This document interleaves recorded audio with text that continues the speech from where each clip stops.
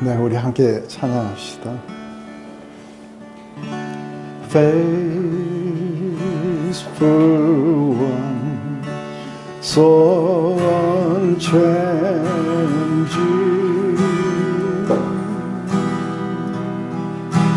ageless one, you're my rock of peace, Lord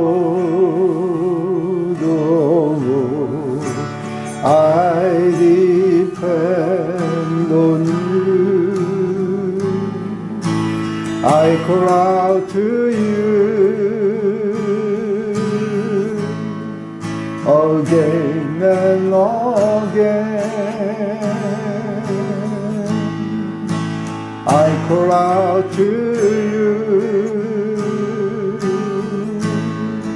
again and again.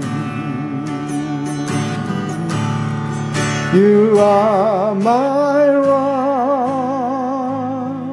in times of trouble. You lift me up when I fall down, or through the storm, your love is the anchor.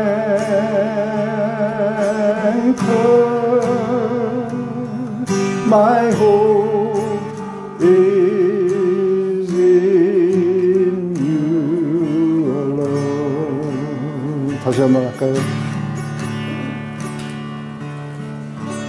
Faithful one, so unchanging,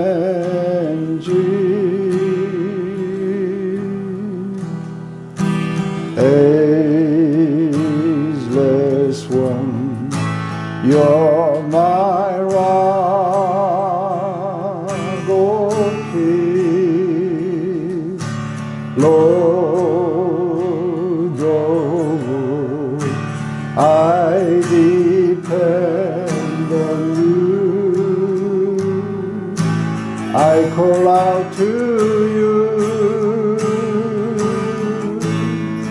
again and again. I call out to you again and again. You are my rock in times of trouble.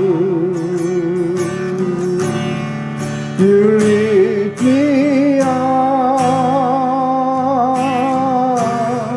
when I fall down, or through the storm, your love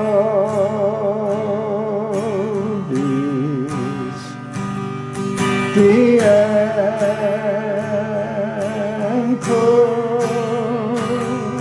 My hope is in you alone. You are my life.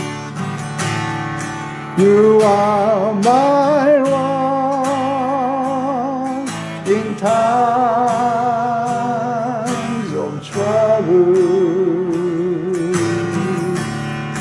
You lift me up when I fall down, or through the storm, your love is the anchor. My hope is in you alone. 다시 한번. You are my rock in times of trouble. You lift me up when I fall down. For through the storm, your love is the anchor.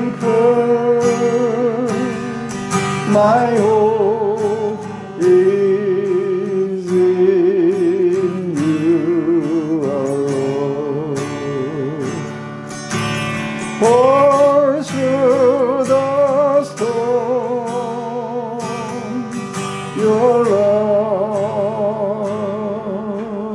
is the anchor. My hope is in you alone.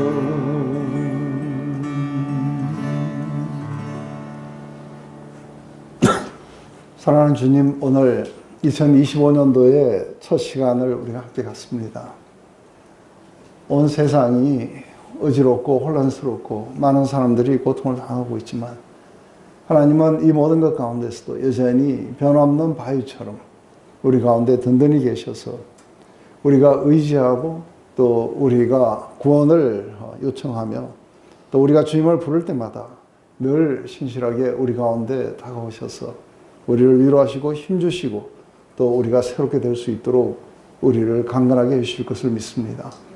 하나님, 오늘 이렇게 시작하는 2025년도에 하나님이 우리에게 베푸실 많은 은혜와 그리고 사랑과 그리고 기쁨을 우리가 기대하면서 예수 그리스도의 이름으로 기도드렸습니다. 아멘.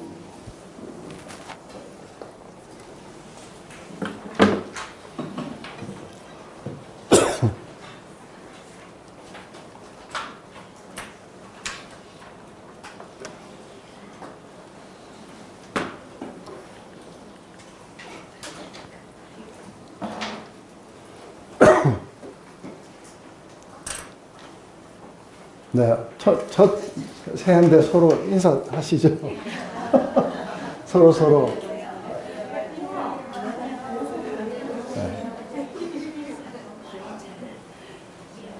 네. 다 살아서 다시 만날 수 있어서 반갑습니다. 네. 오늘 아까 이 찬양을 하면서 이 찬양을 제가 처음 배웠던 게 1994년도 94년도에 제가 하와이 갔을 때 조 프런트라는 그 강사가 갑자기 이 찬양을 이렇게 하는 거예요. 근데 참 그분 삶에도 자녀로 인해서 굉장히 많은 고통을 이렇게 겪으셨던 분인데 하나님의 아버지의 사랑이 뭔지를 그렇게 전하면서 이 찬양을 그렇게 했는데 그때 아주 굉장히 은혜가 많이 됐는데 아까 이 찬양을 하면서 갑자기 그때 생각이 났어요. 근데 지금 벌써 이제 31년이 지났죠, 그죠? 31년이 지난 지금도 여전히 제 마음속에 굉장히 은혜로운 그런 찬양으로 제 가운데 남습니다. 우리 이제 이번 학기에는 우리 사도행전을 하려고 합니다. 막판까지 요한계시록과 왜냐하면 이게 동수가 나왔어요. 그 의외로 많이 쓴 책이 에레미야였어요. 그래서 이 가운데 에레미야를 아마 하신 분들은 그렇구나 하고 하실 거예요. 근데 사도행전이 한 사람 더 많았어요. 그리고 사도행전을 해야 되겠다고 이렇게 생각을 했던 건 처음에는 요한계시록을 할까도 생각을 했어요. 근데 요한계시록을 하고 싶어하는 많은 사람들이 약간 지식적으로 알고 싶어해요. 도대체 이게 무슨 의미가 있는 건지. 그리고 워낙에 여기 이단들이 사도행전을, 요한계시록을 가지고 많이 그렇게 하니까 이게 어떤 뜻인지. 그런데, 사도행전을 해야 되겠다고 생각하는 것은 우리가 이제 히스터치 사역처럼, 도대체 이 사도행전이라는 건 도대체 뭘까? 했을 때, 다른 많은 서신서들은 사실은 그 교회가 어떤 문제들을 겪게 돼요. 근데 그 문제의 거의 대부분은 인본주의냐 아니면은 하나님 중심이냐로 거의 다 갈라져요. 그래서 율법주의가 아주 끊임없이 이렇게 온 그 교회를 갖다가 뒤덮는 걸 봐요. 사도 바울이 그것에 대해서 싸웠던 아주 최고의 그런 사도였다고 봐요. 그뿐만 아니라 복음이 이렇게 전해졌을 때에 이제 복음은 공백 상태에서 전해지진 않아요. 복음이 전해질 때는 늘 그 사람들이 가지고 있는 문화가 있어요. 그리고 그들 문화 속에서는 진리 같은 느끼는 것들이 있어요. 이거는 진리다. 그래서 사실은 진리가 아닌데도 불구하고 그 문화가 고수하고 있는 진리를 거의 그 시대 사람들 아니면 그 지역 사람들이 다 가지고 있는 거예요. 거기에 복음이 전해지면은 자기들이 원래 가지고 있던 가짜 진리와 그 새로운 진리가 이게 섞여버려요. 그러면 이제 혼합주의 같은 것들이 나타나게 되고, 그걸 이제 다시 한번 사도들에 의해서 분명하게 복음과 진리와 그 우리의 그 문화가 어떻게 틀리는지 그런 부분들을 이렇게 분명하게 밝혀주는 그런 것들이 거의 다 이렇게 서신서였다고 봐요. 또 뿐만 아니라 환경적으로 되게 어렵거나 또 우리가 얼른 생각했을 때 잘 이해가 되지 않는 것들이 있어요. 그런 것 가운데는 어떤 것들이 있냐면 왜 이렇게 경건하게 사는 사람들이 저렇게 고통을 받을까 하는 이제 그런 이야기들. 그리고 악인이 아주 잘 사는 것 같아요. 그래서 이게 도대체 왜 이런 일이 이렇게 일어나고 있는지 이런 것에 대한 그 의문이에요. 그런데 유독 사도행전은 약간 그 다른 문제예요. 그래서 우리가 먼저 이 사도행전은 누가 썼느냐 하는 거 이제 우리가 BRI라고 그래요. 그러니까 Basic Required Information. 가장 기본이 되는 그 정보들이 있어야 이제 이 책을 이해하는데 상당히 도움이 될 거라고 봐요. 근데 이때 이제 주로 물어보는 게 누가 이걸 썼느냐. 그 다음에 언제 썼고 수신자들은 누구였으며 그리고 어디에서 썼느냐. 그리고 왜 썼느냐가 이제 마지막으로 이렇게 나오게 될 거예요. 그때 당시에 역사적 배경은 어땠느냐. 우리 그 사도행전 속에서 보면 그 의사 출신이었던 누가가 썼다고 이제 모두가 다 인정을 하고 있어요. 근데 도대체 이 사람은 도대체 누구냐? 그래서 누가에 대해서 상당히 많이 알려진 바는 없는데 다만 골로새서에서 의원 누가라고 그렇게 이야기를 해요. 그래서 이 사람이 의사였구나. 근데 이 서문을 보면은 이 누가복음과 사도행전이 같은 저자가 썼다는 건 확실해요. 왜냐하면 이 수신자도 똑같이 데오빌로예요. 그래서 앞에 우리 누가복음에서는 데오빌로 각하라고 이야기를 하는 걸 보면 조금 이렇게 높은 지위에 있었던 사람인가? 근데 사도행전에 보면 데오빌로 각하라가 안 그러고 그냥 데오빌로여 하고 그렇게 얘기해요. 그래서 이 동일한 저자에 의해서 쓰여졌다고 그렇게 보는 거죠.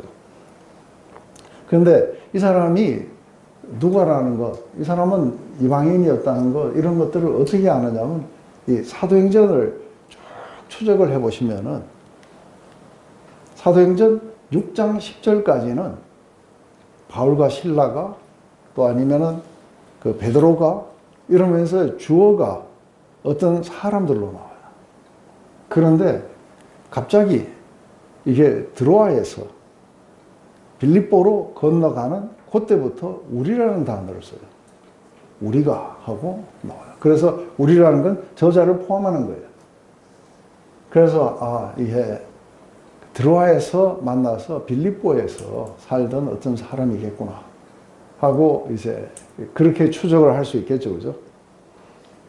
근데 이 사람이 마지막 그 28장에 갈 때, 28장은 이제 마지막 사도 바울이 로마 감옥에 있을 때 끝이 나요. 그래서 로마 감옥에 있을 때도 우리라는 단어를 써요. 그래서 이 사람이 쭉 함께 동행했다가 로마 감옥에까지도 함께 가 있는 사람이구나 하는 것을 우리가 알 수 있어요. 그래서 그 사람이 도대체 누구냐 했을 때 이제 늘 이름이 그전에는 잘 안 나왔는데 근데 나중에 서신서를 보면은 사도 바울은 누가를 동역자라고 그래요. 골로새서도 그렇고 또 빌레몬스에도 그렇게 이야기를 해요. 동역자였다. 그래서 우리가 함께 이렇게 알고 있는 것은 빌레몬스를 썼을 때 우리가 빌레몬스의 우리 그 24절에 보면은 그 말이 나와요. 의원 누가가 함께 있다고. 그래서 누가가 1차 투옥됐을 때 그때가 AD 한 60년에서 62년 사이에요. 그래서 요때 감옥에 같이 로마에 같이 있었구나. 그 사람이 바로 의원 누가라고 그렇게 이야기를 하죠. 의원 누가는 사도 바울의 생애 마지막까지 신실했어요. 그래서 우리가 2차 투옥은 달라요. 사도 바울의 1차 투옥은 상당히 이렇게 호텔 같은 생활이었어요. 안가라고 이야기하죠, 그죠? 집에서 어떤 감옥이라기보다는 집에 가택연금이 됐어요. 왜냐하면 아직 그 범죄가 이렇게 재판이 끝나지 않았기 때문에. 그런데 그때에 사실은 우리가 사도행전 그 마지막을 보면 그렇고 빌립보서를 보면은 굉장한 그 전도의 역사가 일어나요. 감옥 속에서. 그래서 어디까지 전달되냐면 황제를 건의하는 시위들까지도 다 전달되고 황실의 가족에게까지 이게 복음이 전파되는 역사가 일어나요. 이게 이제 1차 투옥 때예요.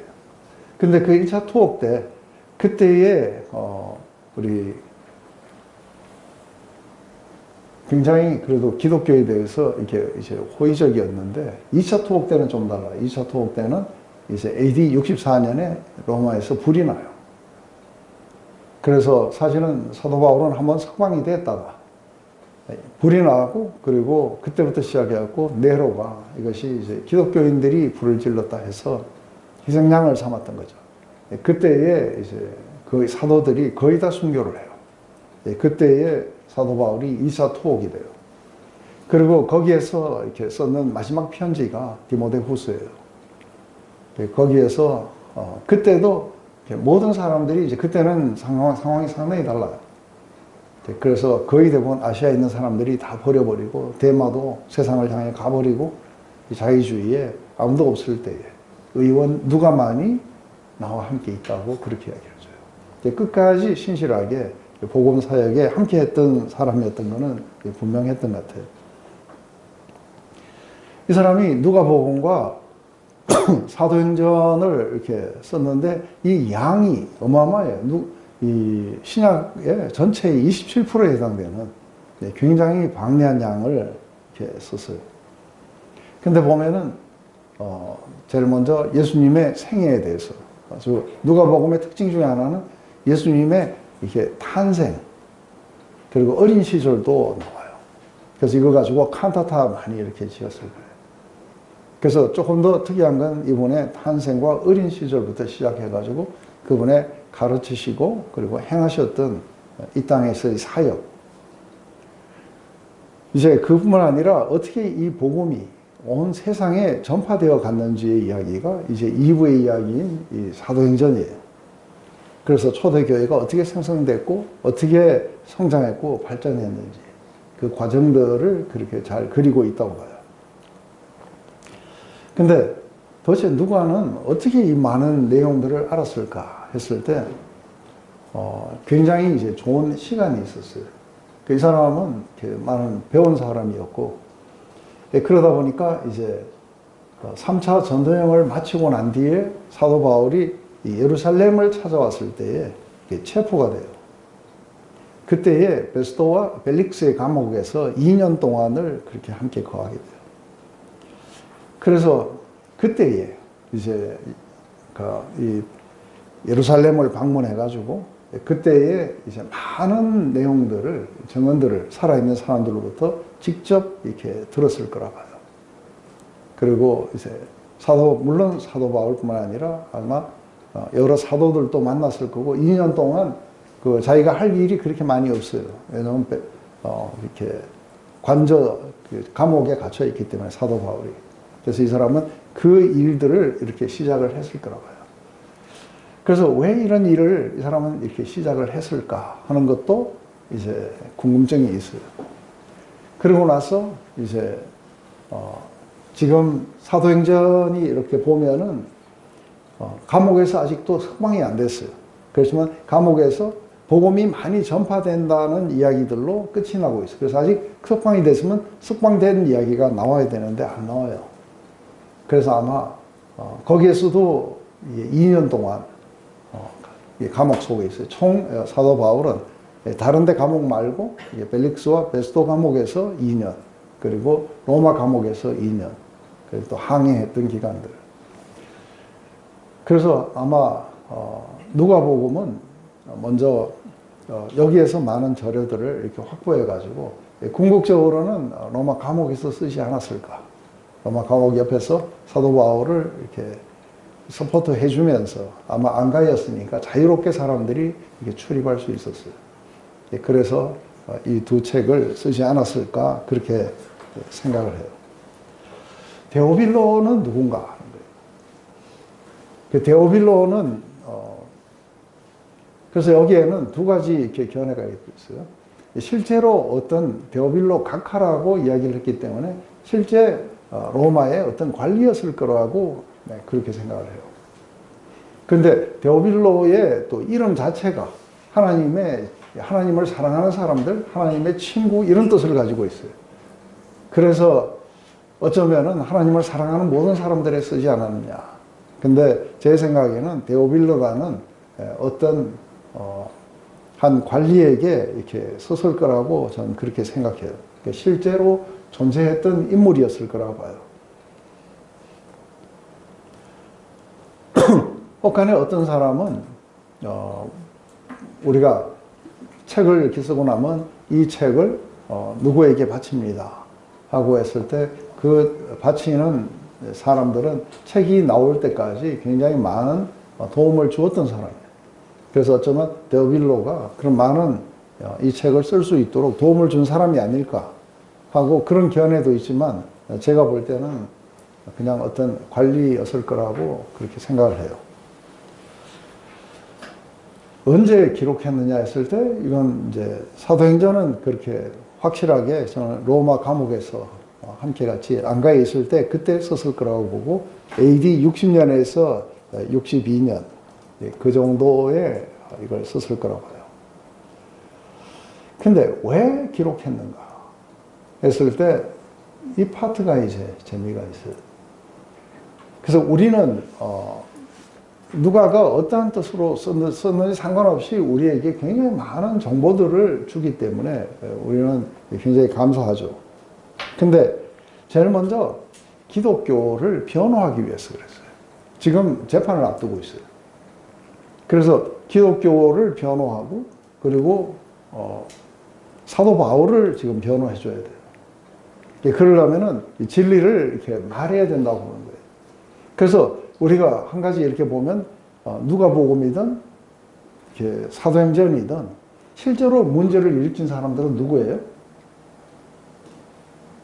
온 나라가 로마 제국의 어떤 지역마다 굉장히 많은 소요를 일으킨 사람들이 실제로 누구예요? 온 천하를 어지럽게 하는 자가 여기도 왔다 하고 이야기했을 때 사도 바울 같지만, 실제로 문제를 일으킨 사람들의 주체가 누구예요? 유대인들이에요. 그래서 유대인들이 사실은 다른 어떤 진리를 전파한다 해서 그랬고, 팔레스타인 내에서도 마찬가지였죠. 그죠? 가나안 땅 내에서도 실제로 예수님은 사람들을 갖다가 고쳐주시고 그리고 그들을 회복해 주시고 치료해 주시고 하나님 나라를 이렇게 전파하셨어요. 그런데 거기에다가 핍박하고 했던 사람들이 다 누구냐면 다 유대인들이에요. 그래서 이게 변호를 하다가 보니까 이제 유대인들이 사실상은 문제로 이렇게 부각되어서 이게 오늘날까지 유대인들을 갖다가 이렇게 핍박하게 되는 원인이 돼요. 이걸 갖다가 뭐라냐면 안티노미니즘이라고 그래요. 이걸로 인해 갖고 굉장히 많은 유대인들이 그래서 이제 기독교회는 그렇게 말해야죠. 이건 유대인들이 아니라 우리의 죄가 예수님을 십자가에 못 박았다고 해야지 유대인들이 십자가에 못 박았다 하고 그렇게 이야기할 수는 없는 거예요. 그래서 이제 그 다음에 또 한 가지 굉장히 한 거는 여러분도 궁금하시죠? 우리는 이건 알아요. 이제 유대교에서 말하는 하나님과 기독교에서 말하는 하나님은 한 하나님이에요. 그런데 왜 한쪽은 한쪽을 갖다가 그렇게 박해를 하고 그렇게 하는가? 그래서 이게 어느 게 진짜 정통 그러니까 합법적인 그런 종교인가?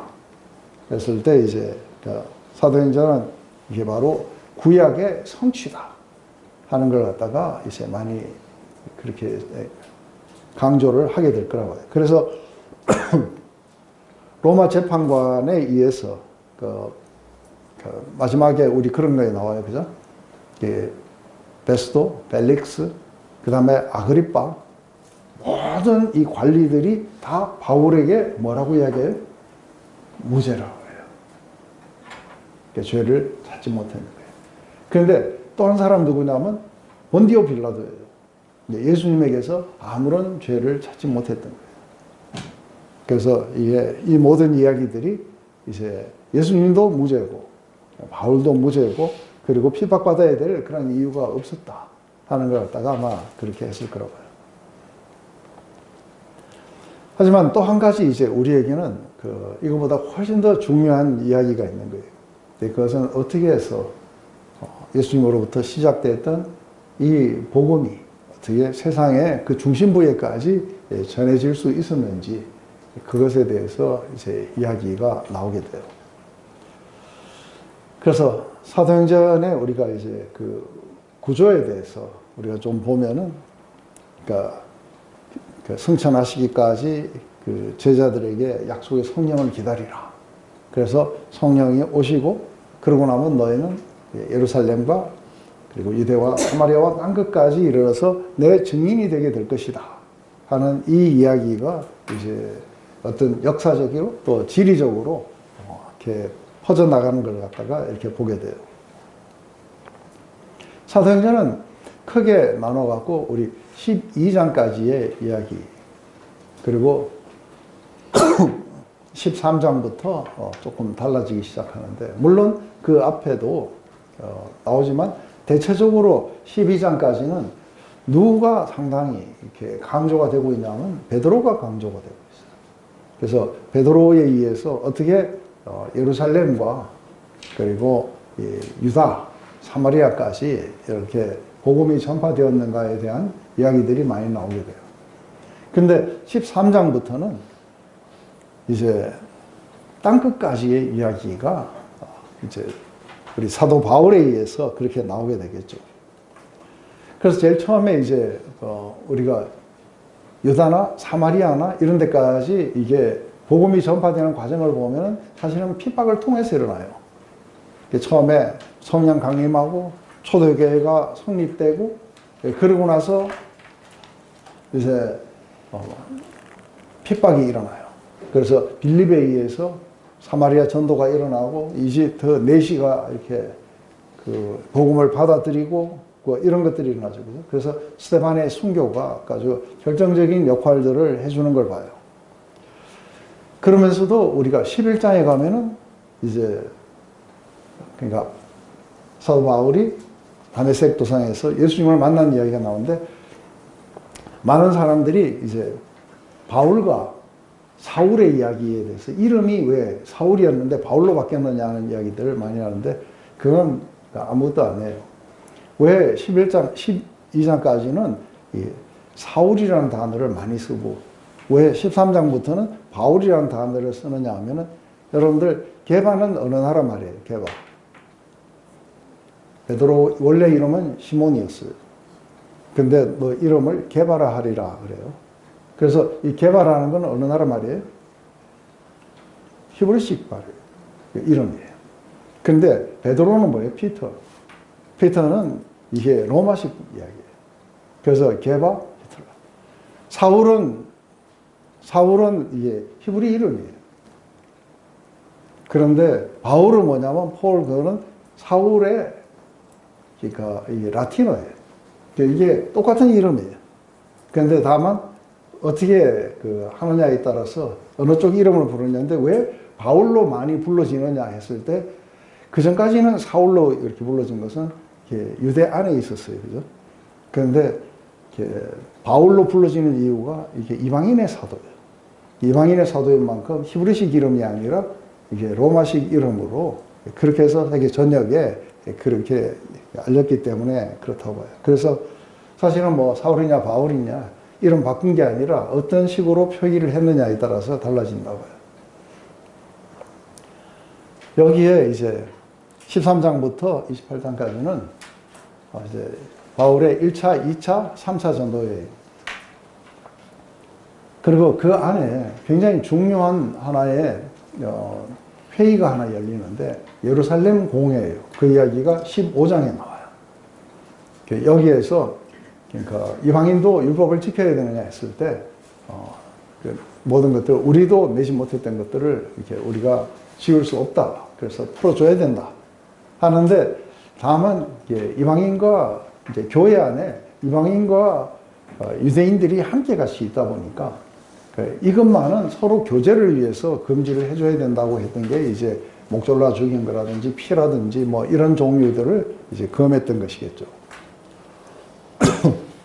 그러고 나서 이제 우리 21장부터는 이제 마지막 돌아와서 체포되고 그리고 벨릭스 베스도 감옥에서 이제 재판받던 이야기들, 그 다음에 로마로 항해하던 이야기들, 그리고 마지막 로마에서 성공적으로 복음이 전파되는 이야기, 그걸로 이렇게 끝이 나게 돼요.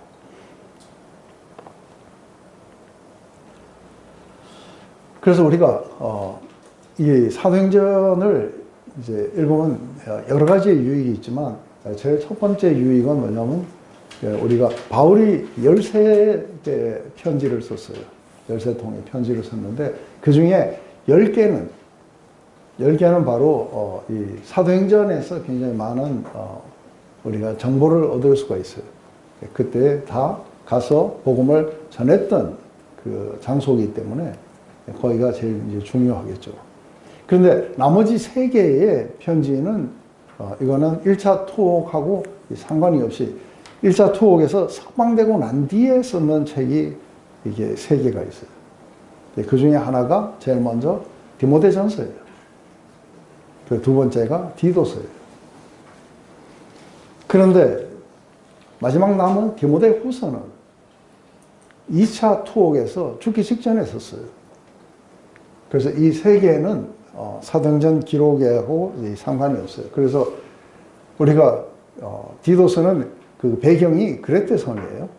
근데 이 그레테 섬은 사도 바울이 방문한 건 죄수로서 붙잡혀 가다가 잠깐 그 배 안에서 잠깐 그렇게 방문했던 게 전부인데 보면은 디도서를 보면은 거기에 복음을 전하고 디도를 두고 그리고 마케도니아로 가는 이야기가 나와요. 그렇게 봤을 때 이거는 이제 석방되고 난 뒤에 아마 4차 전도여행이 있었던 것 같아요. 근데 그건 안타깝게도 우리 이제 여기에 기록되지 않은 것이죠. 그 사도행전의 가장 커다란 특징은 뭐냐면 이게 성령 강림 사건이에요. 성령 강림 사건으로 인해서 복음 전파의 주역이 누구냐면 사도들이 아니고 성령이에요. 그래서 우리가 사도행전을 성령행전이라고도 그렇게 이야기하는 것은 성령께서 모든 것들을 가르치시고 그렇게 하시게 되겠죠. 그래서 예루살렘으로부터 시작해서 사마리아와 땅끝까지 그렇게 나가게 되겠죠. 여기에는 사도행전에는 이렇게 설교가 많이 나와요. 사람들에게 복음을 전하면서 유대인들에게는 어떻게 설교하고 이방인들에게는 어떻게 설교하고 이런 설교 내용들이 많이 기록되어 있어요. 그래서 사도행전 내용의 전체 중에서 20%가 설교예요. 그래서 굉장히 많은 설교의 내용이 나오는데 베드로 설교가 8번, 그 다음에 스데반이 한 번 설교를 하고 있고, 그리고 야고보도 2번이나 설교를 해요. 그리고 제일 많은 건 사도 바울이 10번 설교를 하고 있어요. 그래서 이 설교의 거의 대부분의 내용이 뭐냐면 교회를 통해서 구약의 모든 예언이 성취됐다는 이야기예요. 그래서 그리스도의 오심, 그리고 부활, 박해, 또 유다의 배반, 성전에 대한 심판, 십자가의 처형, 주님의 부활, 그리고 성령을 부어주심, 여기까지 모두가 다 구약에서 이미 예언했던 것이죠. 또 한 가지는 하나님 백성 안에 유대인만 있는 게 아니라 이방인도 함께 한다는 것, 이러한 내용이 이제 부분을 끌어봐요.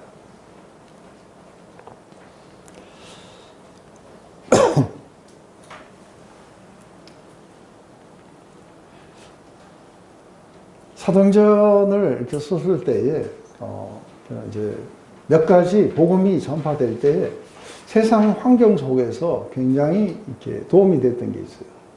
우리가 조금 로마가 지배하기 전으로 이렇게 한번 돌아가 보면은 구약을 보면 열왕기 상하 이거 보면은 전쟁이 끊임없어요. 주로 누구하고 많이 싸우면 거의 쪼무레들끼리, 그죠? 자기 주변 국가들끼리 맨날 딱 붙으면서 이 전쟁이 어느 왕이든 뭐 전쟁이 안 일어나는 때가 없어요. 그런데 팍스 로마라는 건 뭐냐면 로마가 확 지배해버리니까 쪼무레기들 싸움이 없어진 거예요. 그래서 전국구 이게 깡패가 지배하고 나니까 쪼무레기들 싸움이 이제 다 끝나버린 거예요. 그래서 뭐가 왔냐? 로마에 평화가 온 거예요. 그리고 로마가 전체를 이렇게 지배하고 있는데 그것 때문에 언어도 통일이 됐어요. 그래서 이때에 사용했던 언어가 뭐냐면 이게 그리거예요. 헬라어예요. 그래서 어디를 가든 우리가 베트남에 가서 전하고 싶은데 베트남 말을 몰라요. 그죠? 근데 우리가 공용어를 쓴다면 어떻게 돼요? 쉽게 가서 전달할 수 있어요. 그래서 먼저 첫 번째 로마가 로마 제국 전역에 이 평화, 그래서 군대들을 주둔시키고 어떤 분란이나 이런 것도 일어나지 않도록 했어요. 그리고 로마의 정책 중에서 굉장히 좋았던 것 중에 하나가 뭐냐면 각 문화와 종교들을 이렇게 존중해 준 거예요. 그래서 마음대로 종교 활동을 할 수 있었다는 거. 그리고 팍스 로마나 이제 더 이상 제국 내에서는 적이 없어요. 그래서 모두가 평화롭게 되는데 또 로마나 이렇게 스페인이나 이런 사람들이 전 세계를 지배해가는 과정 안에서 굉장히 이렇게 많이 중요하게 생각했던 게 이게 길이에요. 그래서 이게 길이 있어야 군대가 이동을 하니까 가면서 이렇게 길들을 만들고 하는데 스페인이 지배했던 데 가면 다 이게 돌 가지고 다 만들어놔요. 광장도 뭐도 돌 같은 걸 쫙 심어가지고 광장을 만들고. 그렇듯이 로마도 가는 데마다 원형 경기장 만들고 수로 만들고 그리고 길 만들고 이렇게 해갖고 그 길을 따라서 로마가 만들어 놓은 평화를 따라서 그리고 세계가 통일되어 있는 공용어를 따라서 마구 달려가는 게 이때가 바로 아주 굉장히 좋은 때였을 거라고 봐요.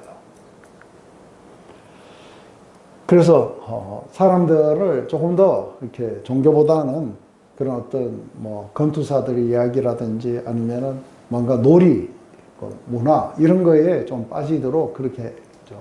근데 또 한 가지 이때는 헬라의 문화와 로마의 문화가 이렇게 섞이는 때인데 헬라 문화는 굉장히 이런 어떤 진리 같은 거, 이렇게 지혜 같은 거 이런 걸 아는데 사람들이 굉장히 많은 관심을 가지고 있어요. 그래서 우리가 아테네에 갔을 때 그렇게 해요.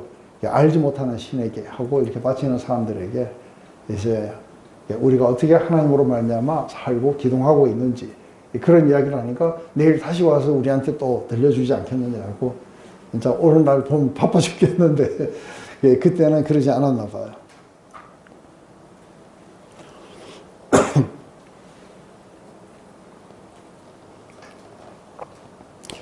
거기에다가 이제 우리 사도 바울은 로마 시민권을 어떻게 가졌는지 모르지만 로마 시민권을 가지고 있어요. 네, 이것 때문에 이제 황제에게 상소할 수 있고, 그리고 빌리보 감옥에서 갇혔을 때 로마 시민인 나를 이렇게 했다니까 관리들이 놀라가지고 와서 이렇게 밖으로 배움까지 이렇게 하게 되는 그런 것들을 사도 바울이 갖추고 있었다는 것이죠. 기독교가 이방 세계에 전해지면서 갖는 의문점들이 있어요. 제일 먼저 이방인도 초대됐는가?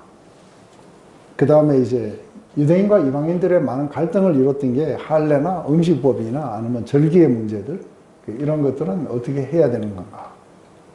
그리고 유대교와 기독교는 뿌리가 같은데 왜 유대교는 기독교를 저렇게 박해를 할까 하는 이제 그런 어떤 문제들이겠죠. 대충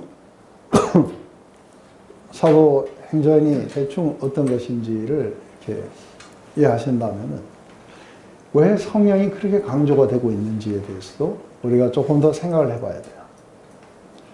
예수님은 이렇게 직접 오셨어요. 그러니까 하나님이 인간의 몸을 입고 직접 오셔서 우리 인간들에게 그리스도의 죽으심과 부활하심으로 말미암아 죄사함의 은총을 이렇게 베푼다는 그 내용이 복음의 어떤 핵심이에요. 예수님이 직접 오셔서 가르치시고 또 행하시고 이러면서 하나님 나라가 어떠하다는 걸 갖다가 우리에게 알려주신 분이세요. 그런데 예수님이 이렇게 가시면서 제자들에게 다락방에다 모아놓고 그렇게 이야기를 하셨듯이 우리가 조금 있으면 그걸 보겠습니다만, 왜 그렇게 하고 죽으시고 부활하신 채 여기에 계시면서 진두지휘하지 않았고, 그리고 내가 아버지께로 가는 게 더 유익이라고 그렇게 말씀하셨는가? 그 이야기는 하나님의 계획 안에서는 다른 어떤 의도가 있었던 것이죠. 그래서 예수님에 의해서 일어나는 게 아니라 이제는 이렇게 모아놓은 이 제자들을 통해서 온 세상을 복음화시키겠다고 하는 거죠. 그런데 제자들을 보면은 이 제자들을 가지고는 세상을 복음하기가 상당히 어려울 것 같아요. 안 그래요? 맨날 엉뚱한 소리 하는 사람들, 실컷 가르쳐놔도 엉뚱하게 이야기하는 사람들, 이런 사람들에게 온 세상에 복음을 맡겼다는 자체가 이게 말이 안 되는 거예요. 그런데 주님에게는 다른 어떤 계획이 있으셨던 거죠. 그게 뭐냐면 또 다른 보혜사. 또 다른 보혜사는 뭐냐면 예수님은 이 땅에 오셨을 때 제자들에게 병 고치는 능력을 주시고 귀신을 쫓아내는 능력을 주시고 가라고 70인을 밖으로 이렇게 보내셨어요. 그러니까 예수님이 직접 그렇게 주셨어요. 근데 이제는 뭐예요?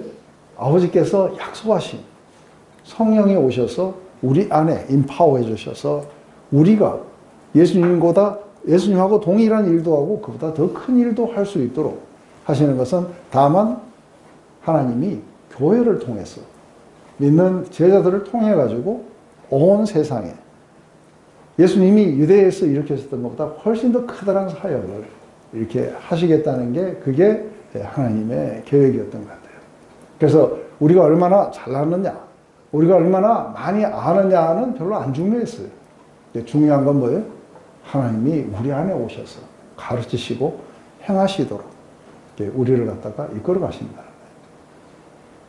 그래서 예수님이 선택했던 이 사람들은 세상에서 가장 뛰어난 사람들을 선택한 게 아니라 바로 그 성령을 의지할 수 있는 가장 어떻게 본다면 굉장히 못난 인간들을 이렇게 선택하셨다고 해요. 그것 때문에 사도 바울은 고린도 교회에 가서 너희 가운데 뭐 학벌 좋은 사람이 있냐? 아니면 가문이 좋냐? 돈이 많냐? 니들 다 노예 아냐? 하면서. 근데 하나님이 세상에 이 천한 것들을 택하셔갖고 있는 자들, 그 똑똑하다는 자들을 전부 다 어리석게 만드는 거 아니냐. 그런데도 불구하고 왜 너희는 세상에 그런 어떤 지혜나 아니면 세상에 그런 어떤 지위, 그리고 똑똑함들, 뭐 멋있는 것, 이런 것들을 추구해서 따라가느냐. 그러면서 이 복음은 절대로 우리가 아무리 잘 설명해도 사람들이 못 알아듣도록 되어 있어요. 그것은 오직 성령으로만이 알려주실 수가 있어요. 그래서 누가 이 복음을 받아들일 것인가도 우리에 달린 거 아니에요. 우리는 그것 때문에 많이 실패감을 느낄 수 있지만 그건 원래부터 우리에게 달린 게 아니었어요. 원래부터 누구에게 달린 거예요? 이건 하나님에게 달린 거예요. 하나님이 그분의 성령을 우리 안에 보내셨어. 근데 다만 한 가지 조건이 있는 건 뭐예요? 그분을 받아들여야 돼요. 그리고 그분의 뜻에 우리를 맞추는 사람들이에요. 이런 사람들을 통해 가지고 하나님은 그분의 일을 행하실 거라. 그래서 역사를 행하시고, 그리고 예수님이 이 땅에 계셨던 것하고 동일할 뿐 아니라 그보다 더 큰 일도 할 수 있도록 우리 안에 역사하셔서 데리고 가신다는 거예요.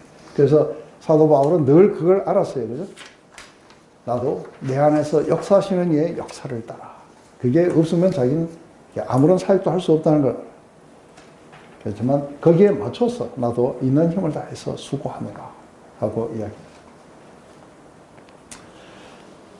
그래서 우리가 어떻게 본다면은 예수님의 이렇게 unfinished work예요. 구원이 아직 다 안 끝났어요. 이 개념도 굉장히 중요해요. 구원이 다 안 끝났어요. 왜냐하면은 지금 예수님이 십자가에 지시고 돌아가시고 승천하셨을 때 구원받은 사람은 아주 소수예요. 맞아요? 근데 이 구원은 아주 소수를 위한 게 아니라 전 인류를 위한 거였어요. 그런데 지금 전 인류를 위해서 뭔가 복음이 계속해서 전해지면서 그 예수님을 직접 봤던 사람들과 동일한 그런 역사가 일어날 수 있도록 하는 하나님의 끝나지 않는 역사가 있는 거예요. 근데 그 역사를 바로 믿는 교회를 통해서 그것을 이루시겠다고 합니다. 그래서 교회가 왜 생겨야 되고, 이 교회를 통해서 우리가 무엇을 해야 되는지, 하나님의 끝나지 않은 이 역사를, 이 교회를, 몸된 교회를 통해서 그것을 피니시 하시겠다고 하는 거예요. 그게 피니시 될 때 주님이 다시 오시겠다고 약속하시는 거예요. 우리 좀 쉬었다가 또 할까요?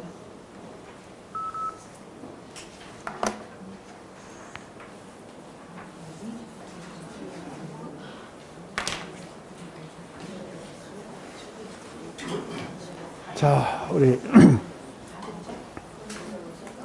많이 봤어.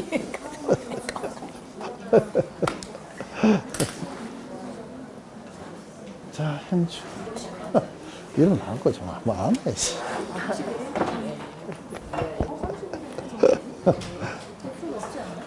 30일이나 수업 안 하죠? 응? 31일이 뭐야? 응? 1월 31일. 구정 때 안 하지? 안 한대.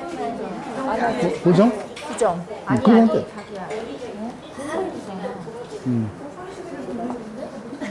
내가 목사님 못 보는 줄 알고. 얼마나 걱정했는지 몰라.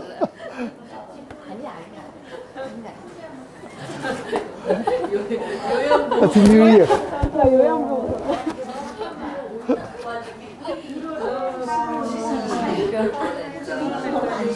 그래.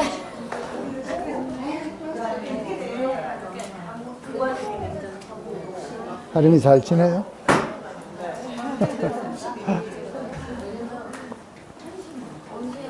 제가 부초 징계해줬더니 부초 징계 좋아하거든요. 엄마랑 많이 너무 잘해요. 그 다음에 또 한 번 해주려고 시작을 했는데 다리 너무 큰 거예요. 그래서 하나 내가 그렇게 맛있는 거 먹고 맛있는 거 잘하는데 양이 너무 많이 걸리더니 왜 그걸로 해? 이랬더니 특히 맛있잖아. 그랬더니 알았대요. 자기 다 잘라내고 요 위에 걸로. 저도 그렇게 할 건데. 나도 밑에 건 자르고 위에 건.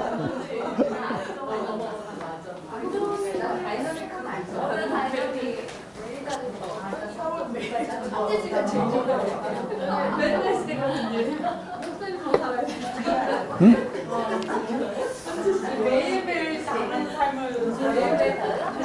누가? 매일매일 다른 삶을 원하는데 익사이트는 삶. 그래서 같이 살잖아. 지금 릴런보에서.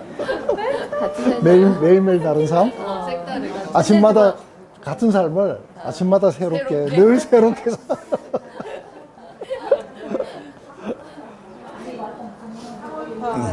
나도 배고파? 좀 빠졌다 또. 못 빠졌어. 똑같아. 아니야, 보기엔 달라. 보기엔 달라. 살이 이렇게 약간 이렇게 된 거. 이렇게. 운동은 해. 아, 그러니까 보는 거하고 다르잖아. 완전 다르잖아.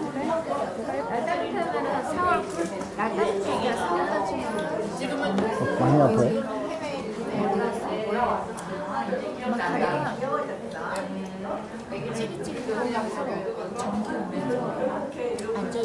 그 시술을 안 해?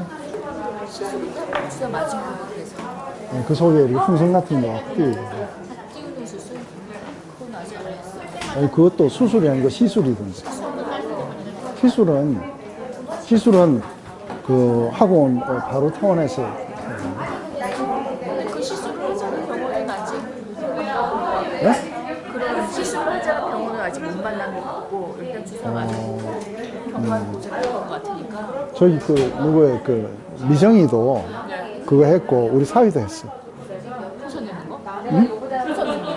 이렇게 풍선을 처음에는 약물하다가 그 다음에는 풍선처럼 늘 이렇게 하는 시술이 있어요. 그거는 째고 하는 게 아니라 이렇게 거기다 넣어가지고. 그거 하고 바로 나오던데. 그러니까 뭐 일주일 동안 조심하다가 그 다음에 똑같이 가던데. 그래도 센스가 있고 코믹하구나. 그게 수술은 하면 안 돼요. 수술하면은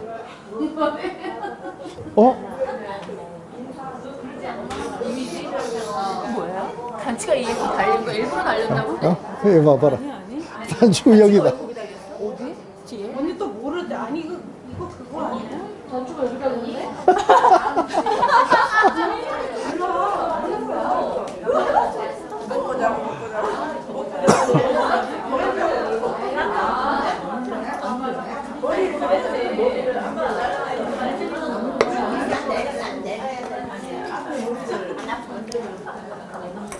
이단계 오니까 좋아요? 어려워요? 예, 어렵긴 뭐가 어려워요? 지금 정보들 정보만 이야기하는데. 그러니까 그 정보를 다 얘기하는데 과부하가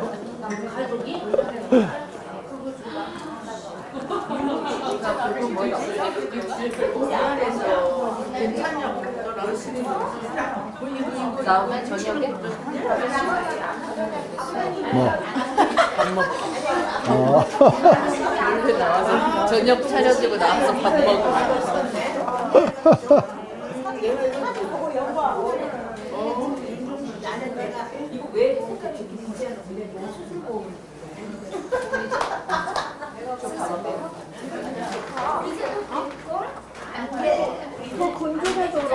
아유, 이거 다들 빨리 먹어버려. 이것 때문에 하나씩 먹으려고. 먹어야 돼요? 막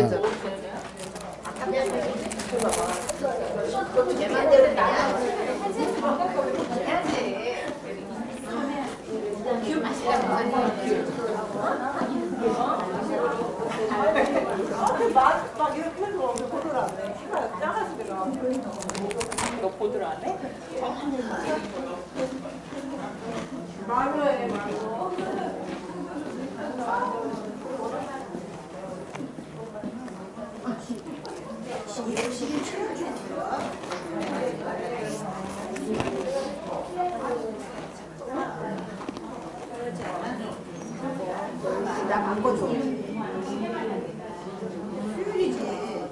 현주장님 감기기 있어요?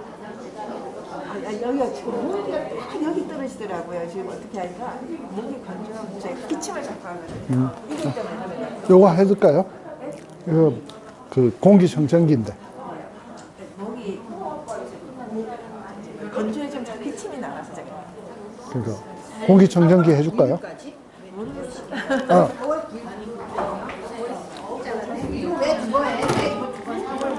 소연아, 이거 조금 채워주고 그래? 몸무게 체중계인 줄 알았네. 아니 왜냐하면 여기가 저 가습기 틀면 되잖아.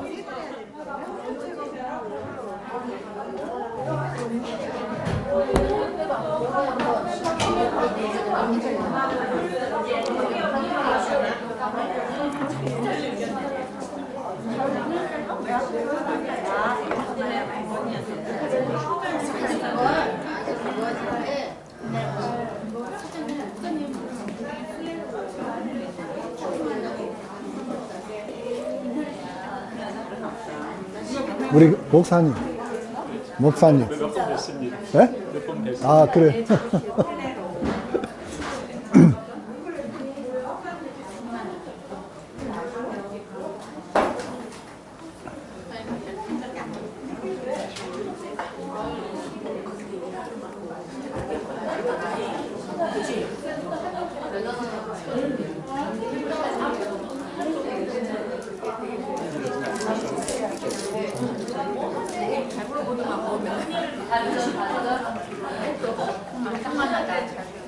왜?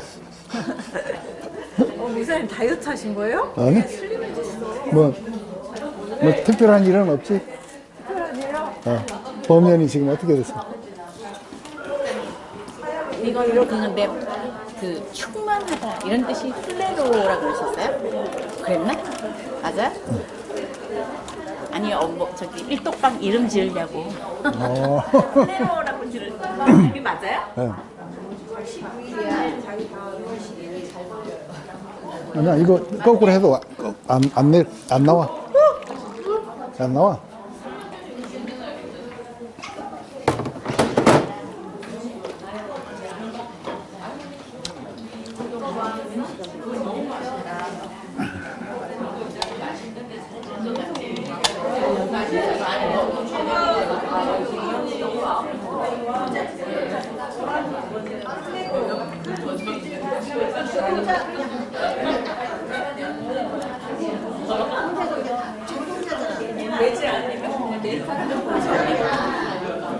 재작년에는 양대 풀밭을 나가지고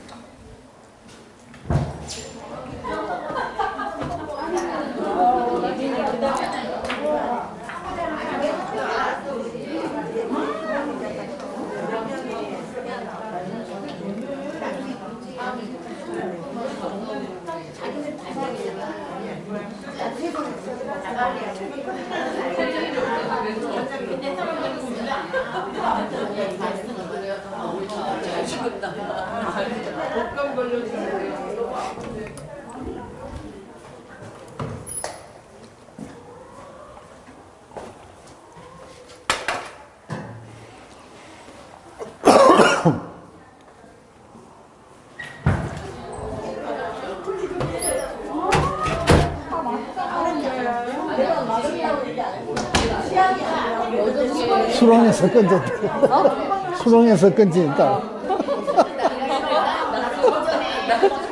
못올 뻔했어 못올 뻔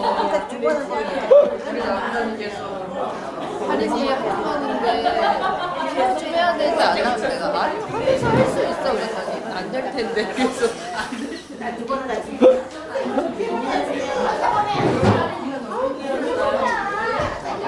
저기 트레이드스에서 산거 45만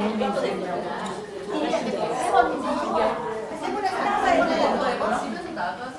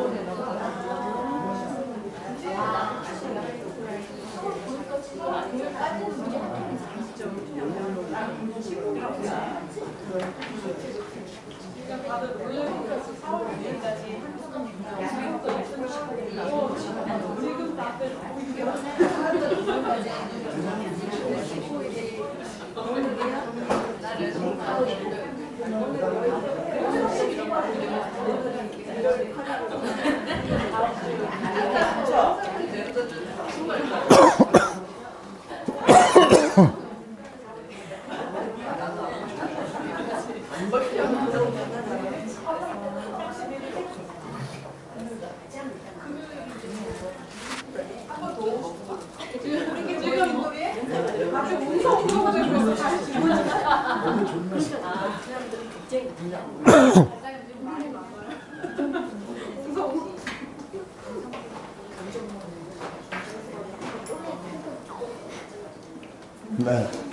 다시 또 할까요?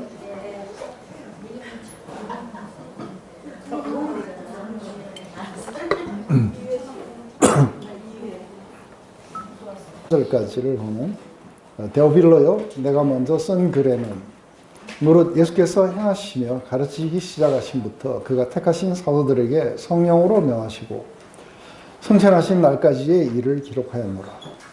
그가 고난을 받으신 후에 또한 그에게 확실히 많은 증거로 친히 살아계심을 나타내시사 40일 동안 그들에게 보이시며 하나님 나라의 일을 말씀하시느니라. 그래서 먼저 이 데오빌로에게 먼저 쓴 글이라고 하는 건 이게 누가복음이에요. 누가복음에서는 예수님의 행하심 또 가르치심, 그리고 마지막 보면은 제자들에게 마지막 성령으로 이렇게 명하신 것은 그건 뭐였냐 하면은 우리가 다 아는 이야기예요. 마지막 성령으로 명하신 것은 너희는 이 성을 떠나지 말고 아버지께서 약속하신 것이 너에게 부어질 때까지 기다리라. 그 기다려야 되는 건 굉장히 중요한 것이 이제 성령이 너희 가운데 임하시면 너희가 파워를 받고 그 파워를 받아야 땅끝까지 가서 내 증인의 그 증거를 할 수 있을 것이다 하는 것이죠. 그러면서 이제 여기에서 한 가지 굉장히 중요한 거는 제일 먼저 예수님의 행하심 또 가르치심, 이거는 사도들이 이미 다 받았어요. 그죠? 거기에 플러스 굉장히 중요한 거는 예수님의 죽으심과 그 부활하심이에요. 이 부활하심을 친히 이렇게 우리가 알지 못하게 된다면은 하나님이 이렇게 살아계심을 갖다가 예수님이 우리 안에 살아계심을 갖다가 이렇게 우리가 알지 못하게 된다면은, 그래서 지금 이 사도들은 친히 증거로 살아계심을 나타내셨고, 그리고 그들에게 사도들에게 보이셨다. 그리고 하나님 나라의 일을 말씀하셨다는 건 하나님 나라에 대해서 예수님은 이미 충분히 말씀하셨는데 부활하신 후에 하나님 나라의 일을 말씀하시는 건 하나님 나라가 어떻게 커져가야 되는지, 어떻게 전파되어 가야 되는지에 대한 그런 이야기였을 거라고 이렇게 봅니다. 그래서 이제 이 이야기는 이렇게 예수님이 시작하신 그 하나님 나라가 제일 먼저 뭐예요? 겨자씨만큼 시작됐다가 이제는 모든 새들이 깃들 수 있는 그런 아주 큰 고목으로 이렇게 바뀔 것이다 하고 이야기한 거죠. 그래서 우리가 만약에 이렇게 사도행전이 없으면 갑자기 바울의 복음 서신서들을 읽으면 바울은 누구며 여기에 무슨 일이 일어났는지 이게 알 길이 없는데, 그런데 이 사도행전은 그것을 전부 다 이어주고 있어요. 그죠? 그래서 어떻게 로마에까지 전파되고 오늘날 우리 믿음은 도대체 어떻게 해서 맞는지 그것에 대해서도 굉장히 잘 가르쳐주고 있다고 봐요. 그래서 여전히 여기에서 가장 중요한 역할은 성령의 역할이라는 것은 아무리 강조해도 결코 지나치지 않다고 봐요. 그래서 예수님이 가르치신 것과 성령님이 우리 안에서 가르치신 것은 이게 동일한 것은, 그것은 성령께서 자기 것을 가지고 우리에게 가르치시는 게 아니라 내 것을 가지고 너에게 가르칠 것이다. 그래서 예수님의 가르치심을 우리에게 확실하게 이해될 수 있도록 성령께서는 우리를 그렇게 해주실 거라고 보는 거죠. 그래서 어떻게 본다면 성령이 어떻게 이렇게 역사하셨는지, 이것은 예수님이 우리 안에 오셔서 어떻게 지속적으로 역사하시는지를 추적하는 것과 동일할 거라고 봐요. 또 한 가지, 이렇게 unfinished work. 아직 다 끝나지 않는 예수님의 그 사역이 바로 우리를 위해서, 우리를 통해가지고 우리 안에 성령을 부어주시고 우리를 통해서 그 일들을 이루신다고 하는 거죠. 그래서 사도 바울은 이거를 잘 이해했어요. 그래서 이제 성령에 매여 예루살렘으로 간다 하고 이야기를 해요. 그러면서 어떤 고난이 기다리고 있지만 내가 달려갈 길과 주 예수께서 받은 사명, 이게 뭐냐면 곧 하나님의 은혜의 복음을 증언하는 일을 마치려 합니다. 나의 생명을 조금 더 귀한 것으로 여기지 아니하노라.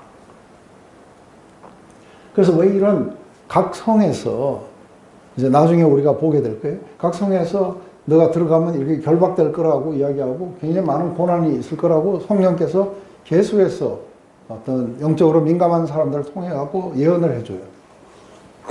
그러면 가지 말아야 되는데 사도 바울은 들어가요. 들어가면서 뭐라 하냐면 성령에 매여 지금 예루살렘으로 간다고 이야기해요. 그래서 사도 바울에게는 이게 굉장히 중요했던 이유가 3차 전쟁을 끝나고 난 뒤에는 웬만한 데 다 복음을 전했어요. 다 복음을 전했는데 문제가 뭐냐 하면은 복음을 전한 곳마다 유대 율법주의자들 이게 와가지고 전부 다 율법을 지켜야 된다고 해서 이 복음을 갖다가 다시 인간이 뭘 해야 되는 걸로 이렇게 전락을 시켜버려요. 이게 끝나지 않으면 복음 사역을 마칠 수가 없다고 생각했던 거예요. 그 결과 이제 거금의 헌금이에요. 자기가 복음을 전한 모든 교회에다가 전부 헌금하라고 1년 전부터 이야기를 해가지고 거금의 헌금과 함께 각 교회의 리더들을 다 대동해가지고 어디를 들어가느냐면 예루살렘 교회로 들어가고 있어요.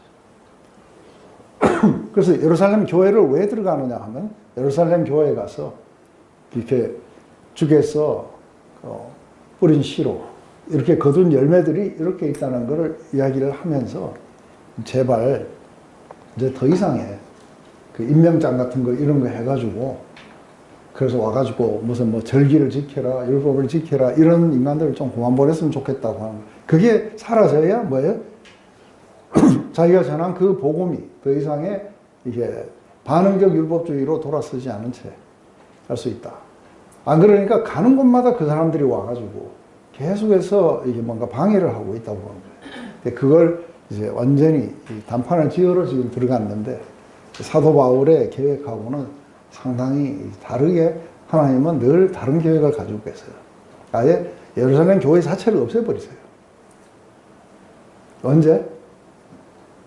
이때부터 시작해갖고 약 10년 후면은 여러분들 잘 아시지만 이게 디도 장군에 의해서 이게 성전도 파괴되고 그리고 유대인들은 더 이상 팔레스타인 땅에 살지 못하게 돼요.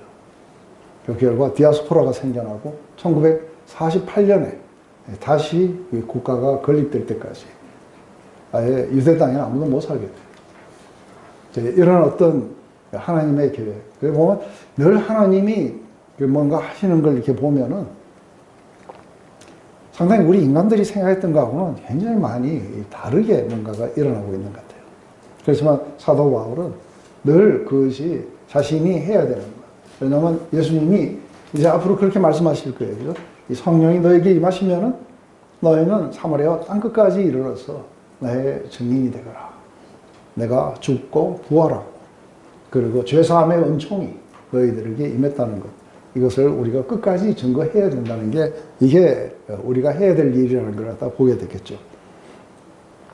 그래서 바울의 사역의 동기는 바로 주께서 이루셨던 것들, 그것을 온 세상에 실어 날르는 그게 바로 자기의 동기였다고 그렇게 이야기를 합니다. 근데 그때에 우리 아까 이야기했지만 우리 고린도 교회에서 이야기를 할 때 우리가 똑똑할 필요가 없다는 것, 똑똑할 필요가 없고 말을 잘할 필요가 없다는 것. 사도 바울도 말은 되게 어눌했어요. 편지는 중한데 말은 좀 약간 별로다. 언변은 별로 안 좋았다고 얘기해요. 근데 이 복음은 어떻게 해서 우리에게 알려지는가 하는 이야기를 이야기해요. 그것은 하나님이 자기를 사랑하는 자들을 예비하신 것은 눈으로 보지 못하고 귀로 듣지 못하고 사람의 마음으로 생각하지 못하였다는 겁니다. 오직 하나님이 성령으로 이것을 우리에게 보이셨으니. 그래서 성령은 하나님의 모든 것들을 다 알려줄 수도 있다.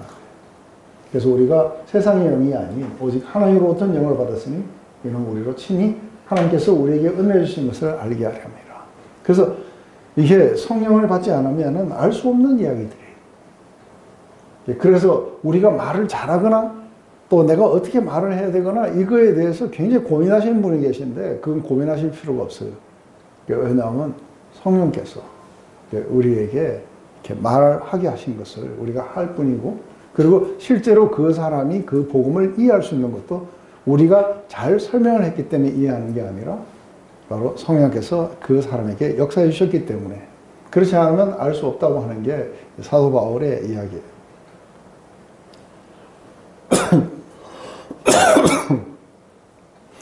근데 이제 많은 경우에 우리가 그 요한계시록에 보면은 하나님의 말씀뿐만이 아니라 자기들의 그 테스트모니도 간증도 상당히 중요하다.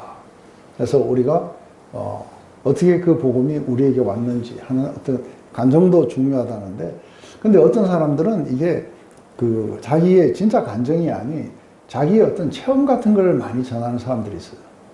이렇게 되면은 주로 이제 우리가 성령 운동한다는 사람들 안에서 어떤 체험 같은 것들을 많이 이렇게 전하게 되는데, 문제는 체험은 전하는데 하나님이 뭐라고 하셨는지, 그래서 그건 참 신기하다 그지 하고 이렇게 받아들일 수는 있는데, 그리스도의 그러니까 죽으심과 부활하심, 그리고 어떻게 죄사함의 은총이 온 세상에 퍼지고 있는지, 이 이야기들은 사실은 잘 모르는 경우들이 있는 거예요.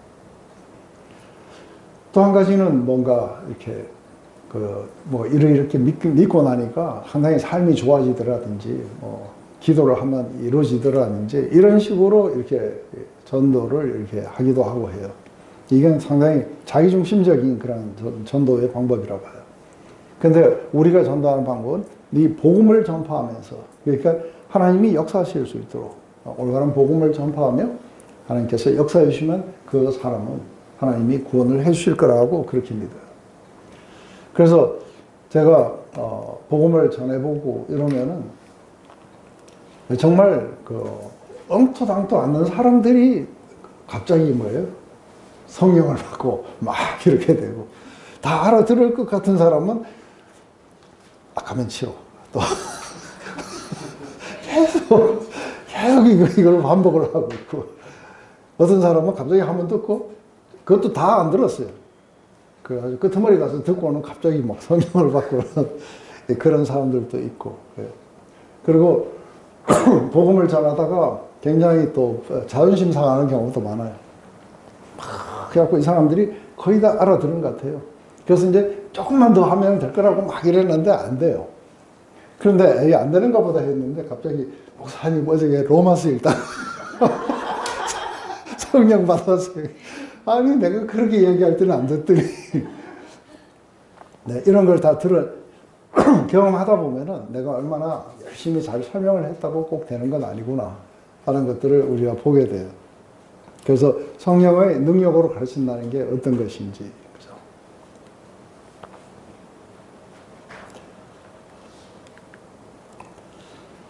그래서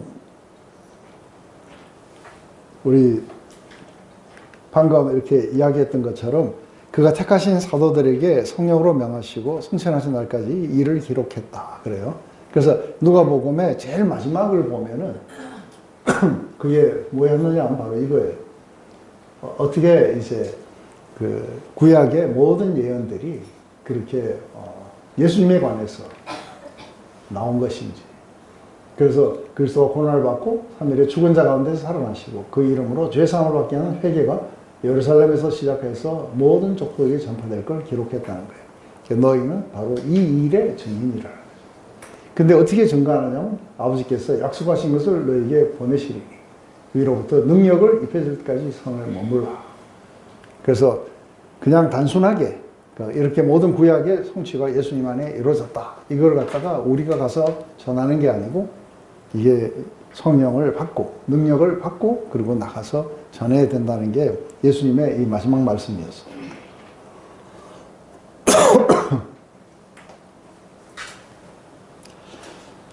근데 우리가 요한복음 20장에도 보면은 제자들에게 나타나셔가지고 그 예수님의 이렇게 부활하심을 갖다가 이렇게 증거를 해요.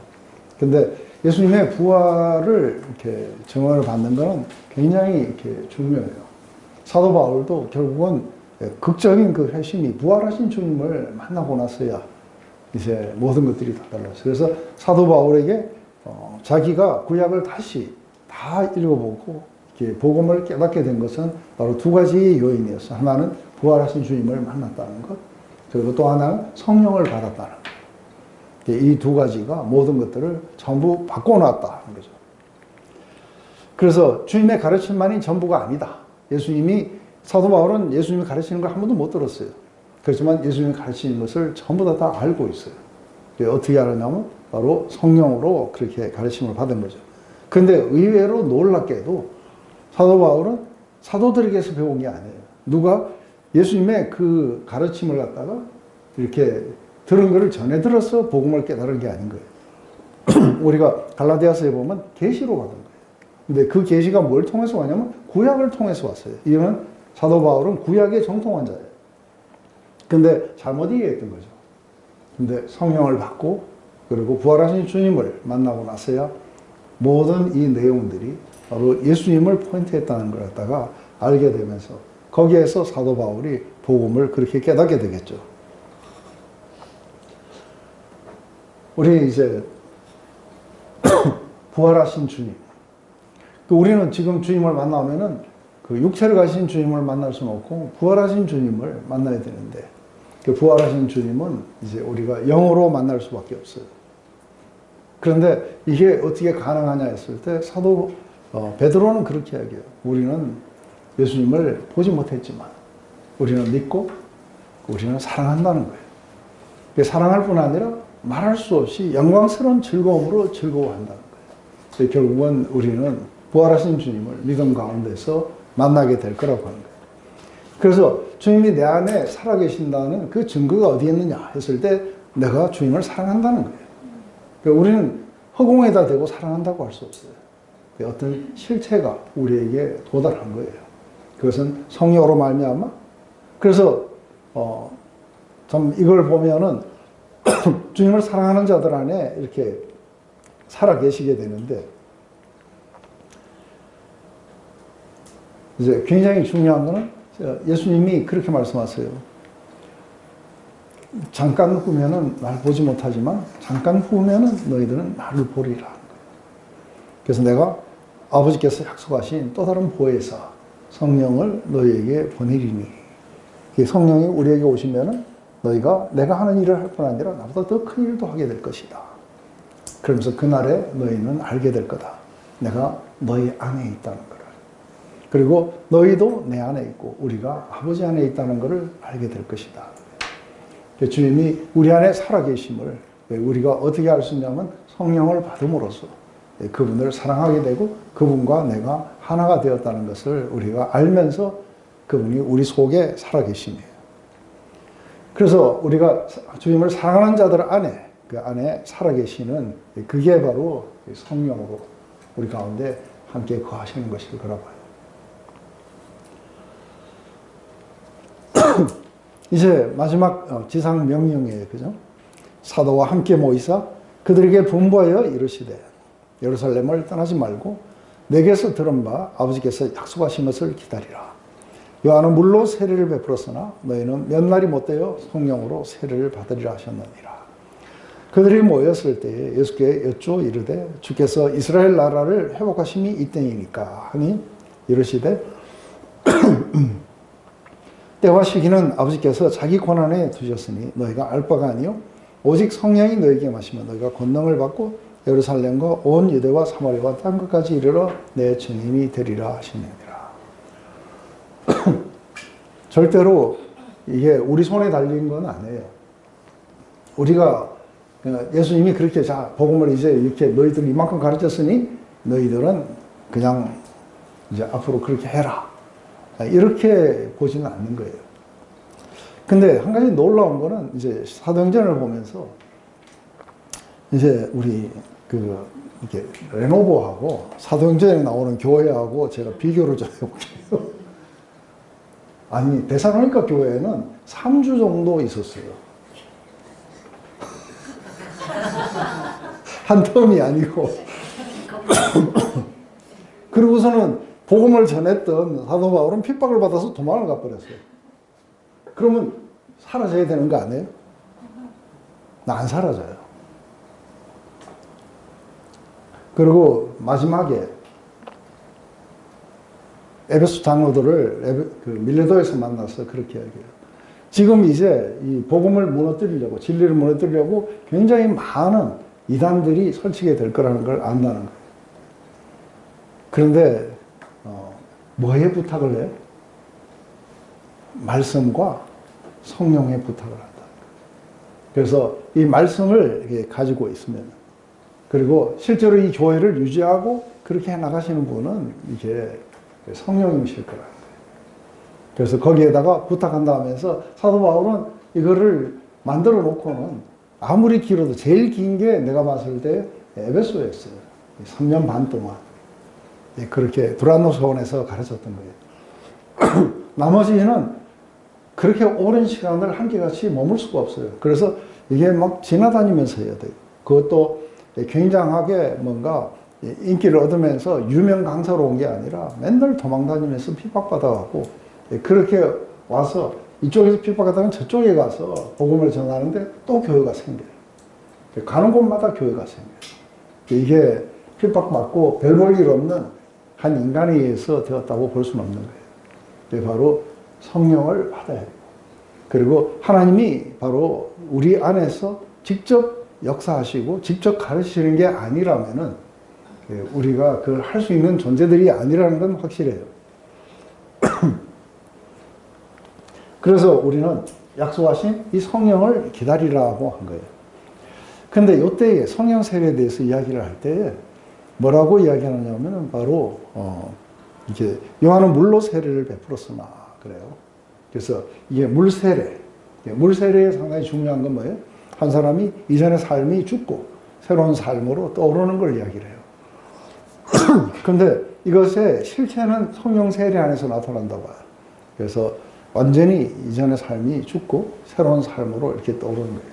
이거를 사도 바울은 baptize into Christ라고 그래요. 이게 그리스도와 우리가 이제 다르면 안 돼요. 내가 따로 있고 그리스도가 따로 있고, 그래서 내가 그리스도가 그렇게 생각하시는구나 하고 나는 좀 다르게 생각한다든지 이렇게 해가지고는 이게 세례를 받은 게 아닌 거예요.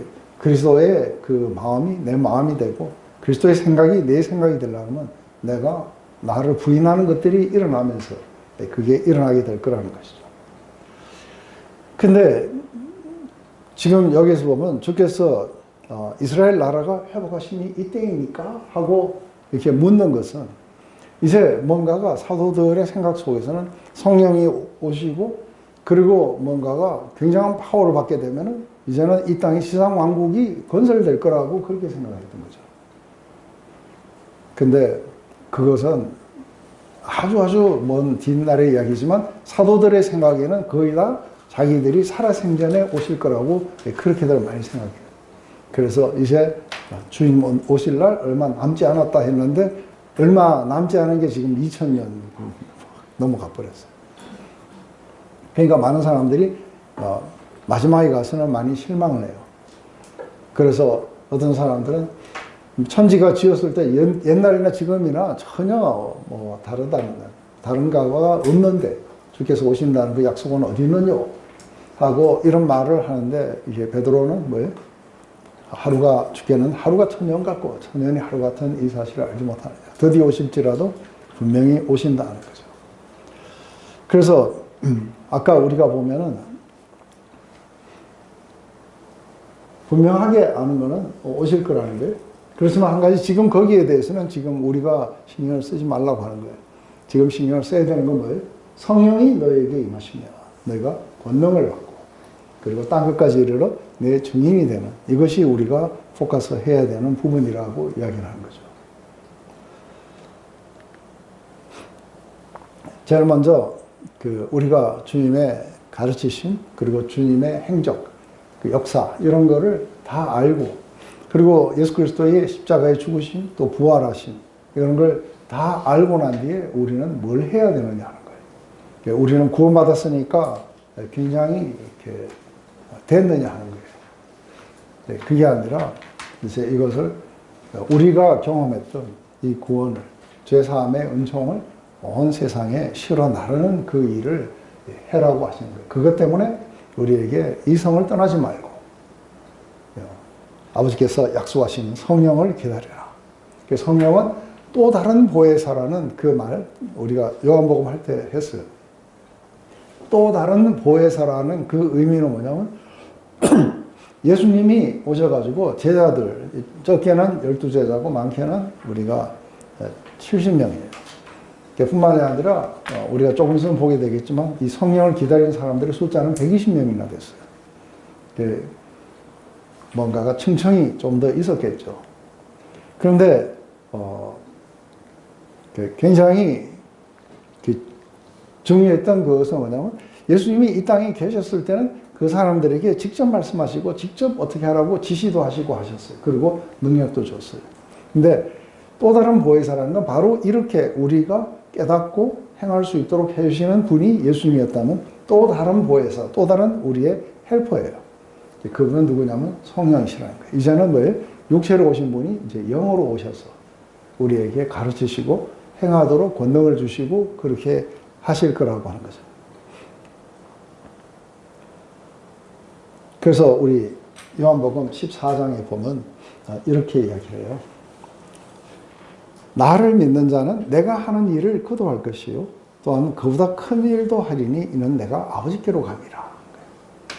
그래서 이 말의 의미가 뭔지 이해가 되세요? 이제 그러니까 나를 믿는 자는 내가 하는 일도 하고 그보다 더 큰 일을 하게 될 거다. 왜 그렇게 하게 될 수 있느냐 했을 때 내가 아버지께로 가기 때문이다 하는데 아버지께로 간 게 왜 우리가 그 일을 할 수 있겠느냐 했을 때 아버지께로 가면 약속하신 성령을 너에게 보내준다는 거예요. 그래서 내가 아버지께 구하겠으니 그가 또 다른 보혜사를 너에게 주사 영원토록 너희와 함께 있게 하리니 그는 진리의 영이라. 그래서 세상은 알지 못하지만 너희는 그를 아나니 그는 너희와 함께 거하시며 또 너희 속에 계시겠습니다. 예, 이분이 오셔서 우리와 함께 거하시고 우리 속에 계셔서 그래서 예수님과 동일한 일을 할 뿐 아니라 예수님보다 더 큰 일을 할 수 있도록 해주시겠다고 하는 게 이 약속이었어요. 그러면서 너희를 고아처럼 이렇게 버려두고 가는 것이 아니다. 조금 있으면은 내가 다시 와서 너희가 살아있듯이 내가 살아있는 것을 너희에게 보여주겠다. 그때 너희들은 알게 될 것이다 했을 때 그때 우리는 우리 밖에서 보시는 게 아니라 우리 안에서 보게 될 거라는 거예요. 그래서 그날에는 내가 아버지 안에 너희가 내 안에 내가 너희 안에 있는 것을 알리라. 그래서 아버지 하나님과 예수님과 우리는 서로 안에 거하면서 하나님이 우리 안에 오셔서 직접 인파워하시고 그리고 우리를 통해서 직접 이렇게 역사하게 되실 거라고 하는 그 이야기를 지금 하고 있는 거죠. 이제 성령이 오시면은 뭘 하시는가 했을 때 와서 죄에 대해서 의에 대해서 심판에 대해서 세상을 책망하시리라. 그러니까 우리는 이 복음을 이렇게 전할 뿐인 거예요. 우리는 이 복음을 전할 뿐이지만 실제로 우리 속에서 역사하시는 분은 그들의 죄에 대해서 의에 대해서 심판에 대해서 그들에게 깨닫게 해주실 거라는 거예요. 그래서 진리의 성령이 오시면 그가 너희를 모든 진리 가운데로 인도하시겠다. 그래서 성령께서 우리에게 진리 가운데로 인도를 하시겠다는 거예요. 그런데 이 진리는 사실은 우리가 모르는 진리가 아니에요. 아는 진리예요. 왜냐하면 예수님이 하신 말씀, 예수님의 그 가르침을 우리가 가지고 있는 거예요. 그래서 성령님과 예수님이 다른 말을 안 하시는 거예요. 그래서 그가 스스로 말하지 않고 오직 들은 것을 말하며 장래 일을 너에게 알리시리라. 그가 내 영광을 나타내니 내 것을 가지고 너에게 알리시리라. 이게 정말 아이러니한 게 예수님이 말씀하시는 것을 우리가 다 듣고도 우리가 대충 이해를 했다고 하면서도 실제로 우리가 그걸 깨달은 게 아닌 거예요. 근데 그것을 실제로 알려주시는 분은 성령님이시라는 거예요. 그래서 그 진리의 영이 오시면 너희를 모든 진리 가운데로, 근데 그 모든 진리가 뭐냐면 예수님의 가르치심이에요. 그리로 우리를 인도해 주실 거라는 거예요. 이게 성령께서 오셔서 하시는 역할이라고 이야기하는 거예요. 그래서 우리는 사도 요한은 너희 안에 기름 부으심이 있나니 하고 이 기름 부으심을 이 성령을 이야기를 했어요. 그래서 그게 구약에서 나온 이야기들. 이사야서 61장에 보면 그렇게 나오죠.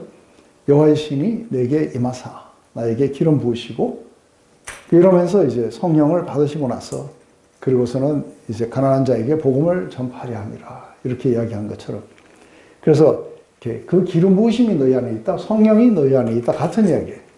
성령께서 너희를 가르치는 그 가르침 안에 거하라. 그래서 너희들은 다른 어떤 세상의 철학이나 어떤 그런 걸 들을 필요가 없다. 너희 안에 진리 가운데로 예수님의 그 가르치심 가운데로 생명의 말씀 가운데로 인도하시는 분이 너희 안에 있다. 그래서 그분의 가르침에 너희들은 거하라 하고 그렇게 이야기하시거든요. 이게 사랑이 아니면은 일치를 이룰 수가 없어요. 그래서 우리는 서로 사랑 안에서 뜻의 일치를 이루시면은 주님이 성령으로 우리 안에서 우리를 통해서 지속적으로 일하실 거라는 거예요. 그런데 한 개인 안에만 임하시는 게 아니라 굉장히 중요한 거는 교회 안에 임하시는 거예요. 그래서 너희가 두세 사람이 모인 곳에 나도 너희와 함께 있을 것이라고 말씀하셨어요. 그래서 제일 먼저 우리가 성령을 받으면 파워를 받는다고요. 이게 우리가 기다려야 했던 이유예요. 그래서 섣불리 나가서 하지 말고 파워를 받으면서 나가라. 근데 또 우리가 내가 전도를 잘 하지 않는 것은 파워가 아직 안 임하기 때문입니다. 그래서 아직도 기다리고 있는 중입니다. 하고 그렇게 하겠는데 우리 모두가 다 이 사람들하고는 달라요. 우리 모두가 다 믿을 때에 그때에 우리가 성령을 우리가 받게 돼요. 그래서 아무도 성령을 받지 않는다면 그것은 그리스도의 사람이 아니다 그래요. 그래서 우리가 이것을 충만하게 우리를 갖다가 채워가는 그것은 우리의 포커스가 지속적으로 주님의 가르치심과 말씀 그리고 그분과 깊은 관계 속에 있다고 이렇게 이야기하죠. 한 가지 중요한 거는 이제 보면은 이렇게 해요. 이 말씀을 마치시고 그들이 보는데 올려져 가시니 구름이 그를 가리어 보이지 않게 하더라. 올라가실 때 제자들이 자세히 하늘을 쳐다보고 있는데 흰옷 입은 두 사람이 그들 곁에 서서 이르되 갈릴리 사람들아 어찌하여 서서 하늘을 쳐다보느냐.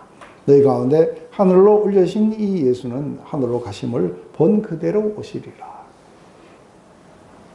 이제 예수님이 이렇게 감람산에서 이제 승천하셨어요. 근데 모두가 다 승천하신 주님을 이렇게 봤어요. 그리고 이들에게는 약속이 있었어요. 내가 조금 있으면 다시 오리라. 근데 그게 성령으로 온다는 게 어떤 건지는 지금 감이 안 잡힌 거예요. 그렇지만 조금 있으면 너희는 오게 될 것이다. 그런데 지금 여기서 말하는 건 성령으로 오시는 게 아니라 실제로 오시는 이야기예요. 그래서 너희가 지금 봤던 그 매너 그대로 구름 타고 오시게 될 것이다. 그래서 주님이 다시 오신다는 것, 이게 우리가 이 복음을 온 세상에 전하라는 그분의 명령을 우리는 충실히 수행하려고 하는 그 동기가 될 수 있다고 그렇게 봐요. 그래서 그때까지 우리는 주님의 살아계심 그리고 죄사함의 은총을 온 세상에 전파해야 될 책임이 있다고 보는 거죠. 늘 그러하지만 그분이 시작하신 것을 우리를 통해서 마치신다는 거예요. 그래서 우리 골로새서에 보면 이렇게 얘기해요. 이 복음은 천하 만민에게 전파된 바요. 나 바울은 이 복음의 일꾼이 되었노라. 나는 이제 너희를 위하여 받는 괴로움을 기뻐하고 그리스도의 남은 고난을 그의 몸된 교회를 위하여 내 육체에 체험하리라. 그리스도의 남은 고난이 있다는 거예요. 그 그리스도의 남은 고난은 뭐예요? 어떤 게 그리스도의 남은 고난이에요? 예수님은 모든 인류에게 죄사함의 은총의 근거를 마련하신 거예요. 그래서 오셔서 우리의 죄를 위해서 죽으시고 그리고 우리 의를 위해서 다시 살아나셨어요. 그런데 이제 그걸로 끝나는 게 아닌 거예요. 이게 사람들에게 전파될 때에 이게 그냥 쉽게 전파되지 않아요.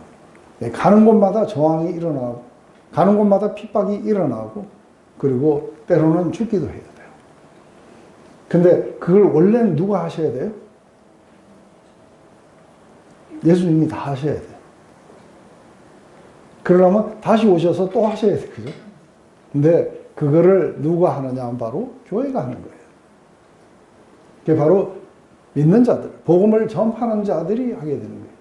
그럴 때에 우리가 복음을 전하다가 당하는 어려움들, 고난들, 교회를 향한 그런 어떤 고난들, 교회를 세우기 위해서 해야 되는 굉장히 많은 아픔들이 있어요. 그렇죠? 그래서 고목 보고는 구멍이 뻥 뚫린 고목 보고 니도 목회했냐? 근데 그 고난이 무슨 고난이냐면은 그리스도의 남은 고난이에요. 왜냐하면 하나님이 온 세상을 구원하시는 그 역사 속에 하나님은 고난 당하셔야 돼요. 그런데 그 고난을 누가 하느냐면 바로 사도 바울은 자기 육체에 채우겠다고 해요. 남은 고난이 있고 남은 사역이 있는 거예요. 그래서 우리가 복음을 전해야 되고 이런 그 이유가 어디냐면 바로 그리스도의 남은 사역, 그리스도의 남은 고난을 우리 육체에 채우면서 온 세상에 하나님의 그 은총을 실현하는 그 역할을 하게 될 거라고 보는 거예요. 이게 사도행전이 일어나게 되는 바로 굉장히 중요한 원인이었다고 이렇게 보게 되겠죠. 제자들이 감람원이라 하는 산으로부터 예루살렘에 돌아오니 이 산은 예루살렘에서 가까워 안식일에 가기에 알맞은 길이라. 들어가 그들이 유하는 다락방에 올라가니 베드로, 요한, 야고보, 안드레와 빌립, 도마와 바돌로메, 마테오와 및 알페오의 아들 야고보, 샬롯인 시몬, 야고보의 아들 유다가 거기에 있어 여자들과 예수의 어머니 마리아와 예수의 아우들과 더불어 마음을 같이하여 오롯이 기도에 힘쓰더라. 모인 무리의 수가 약 120명이나 되더라. 지금 여기에 보면 예수님의 그 동생들 하고 했을 때 이 아우들을 했는데 여기에 야고보도 있었고 유다도 있었고 나머지 요셉이나 시몬은 어떻게 되는지 모르지만 분명한 거는 유다스를 썼는 이 유다가 바로 그 예수님의 아우였고 야고보스를 썼는 야고보가 예수님의 바로 이태 동생이었어요.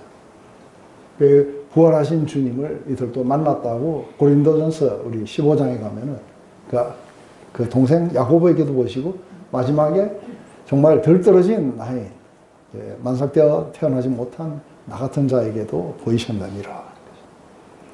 여기에 많은 사람들이 모여서 120명이 모여가지고 기도에 전혀 힘을 쓰고 있었어요. 우리나라 말이 좀 이상해요. 그죠? 전혀 힘을 쓰고 있었다. 전혀는 좀 부정적인 의미인데 왜 이런 말을 썼는지는 잘 모르겠어요. 이때 이제 베드로가 이상한 행동을 하나 하게 돼요. 이것은 이제 상당히 많은 논란이 있는데 뭐 그렇게 중요한 건 아니니까.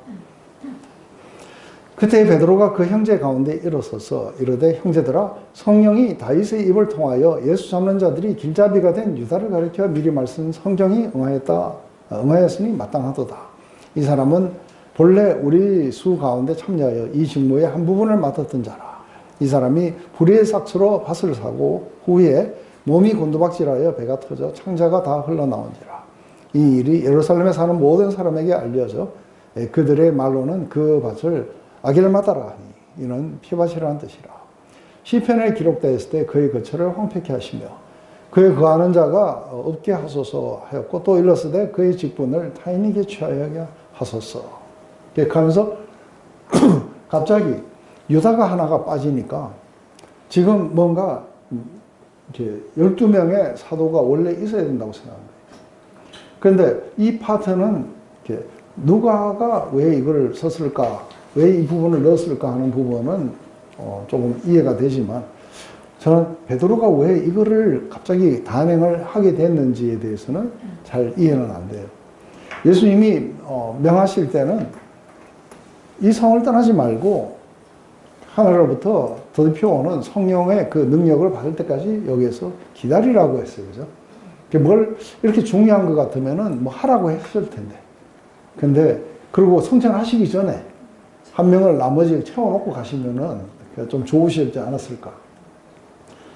근데, 이게 예수님을 세 번 부인하고 겨우 이제 회복돼가지고 또 한 명의 부인하는 자를 갖다가 아주 뭔가 다시 채워야 된다 하는 식으로 이렇게 이야기를 하는데 저는 이제 이 부분이 조금 뭔가가 마음에 들진 않아요.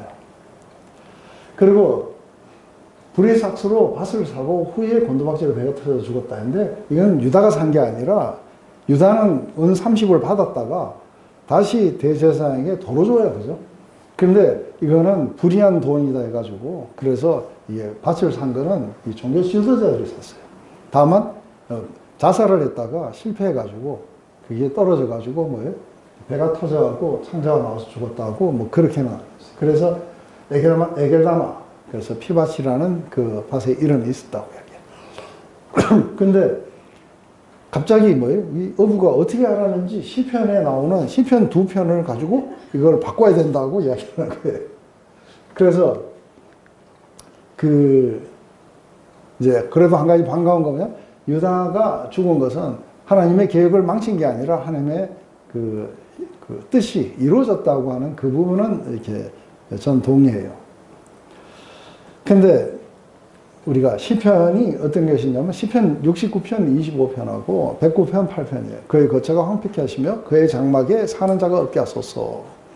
또 그의 연수를 짧게 하시며 그의 직분을 타인이 빼앗게 하시며 하고 여기했는데 이 두 가지는 사실은 다윗이 노베에 있을 때에 그때에 우리가 그러니까 대제사장을 찾아갔던 이야기가 유명한 이야기예요. 근데 그때에 거기에 조금 약간 정통 유대인은 아니에요. 그런데 이 도액이라는 자가 나와요. 도액이라는 자가 나오고 나중에 사울이 도착하니까 다 고자질해가지고 그래서 그때 당시에 그 대제사장이었던 그 아히멜렉을 죽이고 그리고는 이 제사장 85명을 죽이고 거민들을 전부 멸살시켜버려요. 이게 사무엘 상 22장에 나와요. 그때 다윗은 굉장히 분노해요. 내가 아들 아비아달이 도망와서 이걸 전하자. 그놈이 배반할 줄 알았는데 하고 그러면서 사실은 이걸 쓴 시편이 바로 69편이었어요. 그런데 이게 이제 우리 유다하고 이렇게 비슷하게 그걸 배반했던 그것을 가지고 이야기하겠죠. 또 하나는 뭐였냐면 압살롬 반역 때 자기의 오랜 친구였던 그런 아히도벨이 있었어요. 그죠? 그런데 이게 돌아서 버려요. 그리고 이렇게 아들 압살롬에게서 중요한 직책을 이렇게 모사의 직책을 이렇게 맡게 되는데 그런데 갑자기 또 하나의 친구였던 후세가 남아서 내가 그를 속이겠다. 이렇게 해가지고 들어가가지고 이제 후세가 압살롬을 갖다가 설득을 해서 지금 빨리 쫓아가서 다윗을 잡으면 안 된다. 그는 용사이기 때문에 재정비하고 가야 된다 하고 다윗이 도망갈 수 있도록 시간을 벌어줘요. 그러자 이게 이 일이 실패로 돌아갈 걸 알고 이렇게 아히도벨은 자기 고향으로 돌아가서 목매에서 죽었어요. 나중에 보면 유다하고 참 비슷해요. 그때에 이게 썼는 이 시편이 바로 109편으로서 이제 그의 직분을 타인이 취하게 하소서 했던 그거였어요. 근데 이거를 보고 이제 그렇게 이야기하는 거죠. 유다의 직분을 다른 사람이 채워야 된다. 뭐 이렇게 이제 이야기를 어떤 결론을 산출했겠죠. 그러면서 이제 제일 먼저 조건을 낼 거예요. 이러므로 요한의 세례로부터 우리 가운데 올려져 가시는 날까지 주 예수께서 우리 가운데 출업하실 때 항상 우리와 함께 다니던 자 중에 하나를 세워 우리와 더불어 예수께서 부활하심을 증언할 사람이 되게 하여 하리라. 하거늘 그들이 두 사람을 내세우니 하나는 바사바라도 하고 별명은 유스도라 하는 요셉이요 하나는 마띠아라.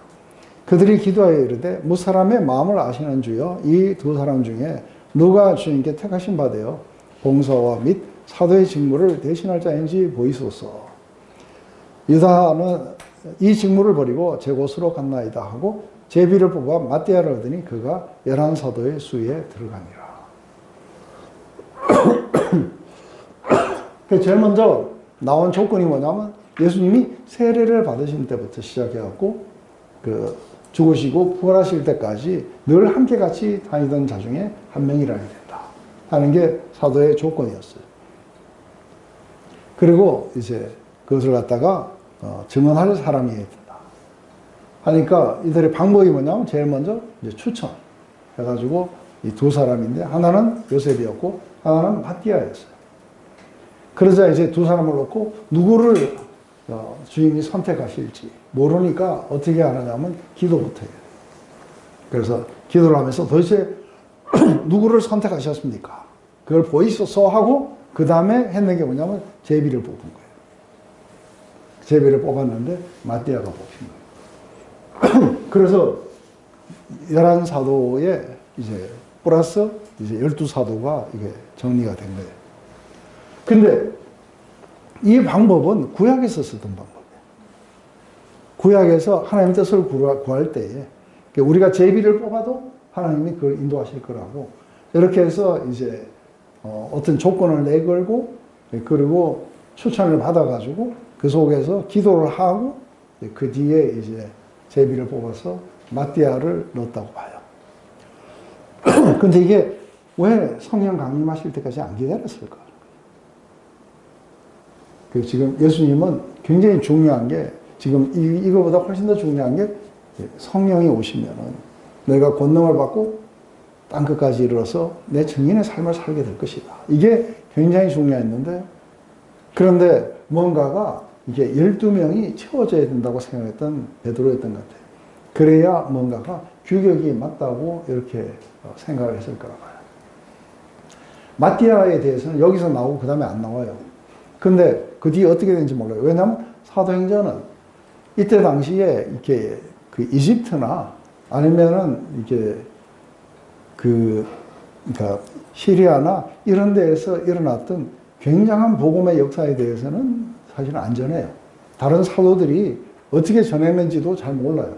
그래서 갑자기 뭐예요? 요한의 형이었던 그 야고보가 스페인까지 갔는 줄은 우리가 뭐 보고 알아요? 지금 있는 그 산티아고의 그 뭐죠? 야고보의 길? 또 무슨 길이라 그래요? 그 길을 보면서 야고보가 거기까지 가가지고 복음을 전했고 나중에 그 스페인 사람들이 와서 시체를 가져다가 거기에다가 묻었다고. 그래서 지금도 산티아고 그 길을 우리가 순례길처럼 막 이렇게 걷게 돼요. 그래서 그 짧은 시간에 어떻게 스페인까지 갔는지 그것도 아주 이렇게 대단해요. 그리고 사실은 초대 때 북아프리카가 굉장히 복음화돼요. 그것에 대해서는 잘 안 나와요. 다만 지금 뭐예요? 지금 우리가 사도 바울이 이렇게 전파했던 이 교회에 대해서 이것이 아마 중요한 거고 누가가 이걸 썼기 때문에 사도 바울과 동행을 해서 그래서 이걸 자세하게 이렇게 기록할 수 있었다고 봐요. 근데 다른 부분들은 누군가가 기록했어야 됐는데 기록이 안 됐어요. 그래서 다른 부분에 전파된 거는 어떻게 되는지 모르기 때문에 우리는 어떻게 편협한 생각을 가질 수 있냐면 이게 그때 당시 전파의 전부였다고 볼 수 있다고 하죠. 그렇지 않아요. 다른 사도들에 의해서도 많이 됐어요. 그래서 어쩌면 마띠아도 그렇게 많은 복음을 갖다가 전했는 사람일 수도 있어요. 그런데 제가 이거를 처음에 사도행전을 묵상을 하면서 아주 오래오래 전에 30여 년 전에 묵상을 하면서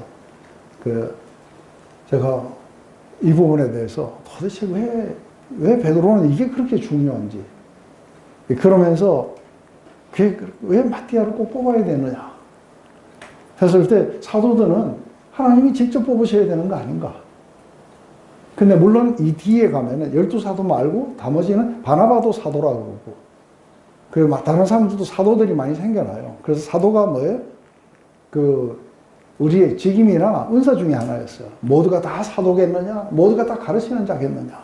이러면서 이게 하나의 직임이나 은사로 바뀌어요. 그래서 얼마든지 그게 될 수 있는데 그런데 제 생각에는 하나님이 직접 뽑은 사도 12번째 사도가 있다고 보는 거예요. 그게 누구예요? 그렇죠. 바로 사도 바울이었다고 봐요. 부활하신 주님이 직접 뽑으신 거예요. 그래서 한 가지 재밌는 거는 요한계시록에 보면은 하나님의 성전에 갔을 때 성전 기둥이 있어요. 그죠? 그 기둥에 12사도의 이름이 기록됐어요. 그래서 베드로, 야고보, 요한하고 쭉 나가다가 마지막에 마띠아 하고 썼을까? 안 그러면 바울 이렇게 써놨을까? 여러분들은 누군 것 같아요? 네? 저는 사실 잘 모르겠어요. 왜냐하면 마띠아 같기도 하고. 그리고 누가는 왜 이거를 갖다가 여기에다가 써놨을까? 했을 때 뭔가가 이렇게 불의를 갖다가 뭔가 대신해서 하나님이 이것을 이렇게 채워가는 어떤 그것들이 누가에게는 상당히 좀 더 이렇게 중요하지 않았을까. 그래서 규격을 갖추고 뭔가 시작하고. 그래서 어쩌면은 데오빌로가 생각할 때 왜 이렇게 유다가 실패하고 그래서 이런 불의한 자가 생겼느냐 하는 것은 실제로 성경이 오래전부터 이야기했던 거다. 그래서 그는 뭔가가 그 직무가 이렇게 리플레이스 될 것이다. 그러니까 직무를 누가 다른 사람이 맡을 것이라는 것을 오래전부터 예언했기 때문에 유다의 문제는 어쩌다가 생긴 해프닝이 아니라 그것은 하나님이 오래전부터 계획하셨던 것의 일부였다는 것을 아마 보여주고 싶지 않았을까 그래요. 그래서 만약에 이것이 그렇다고 보고 그리고 베드로를 통해서 그것이 모든 이방 세계에 전파되는데 흠집이 된다고 생각했다면은 아마 이것은 중요한 문제라고 생각해서 여기다가 써놓지 않았을까 그렇게 생각이 들어요.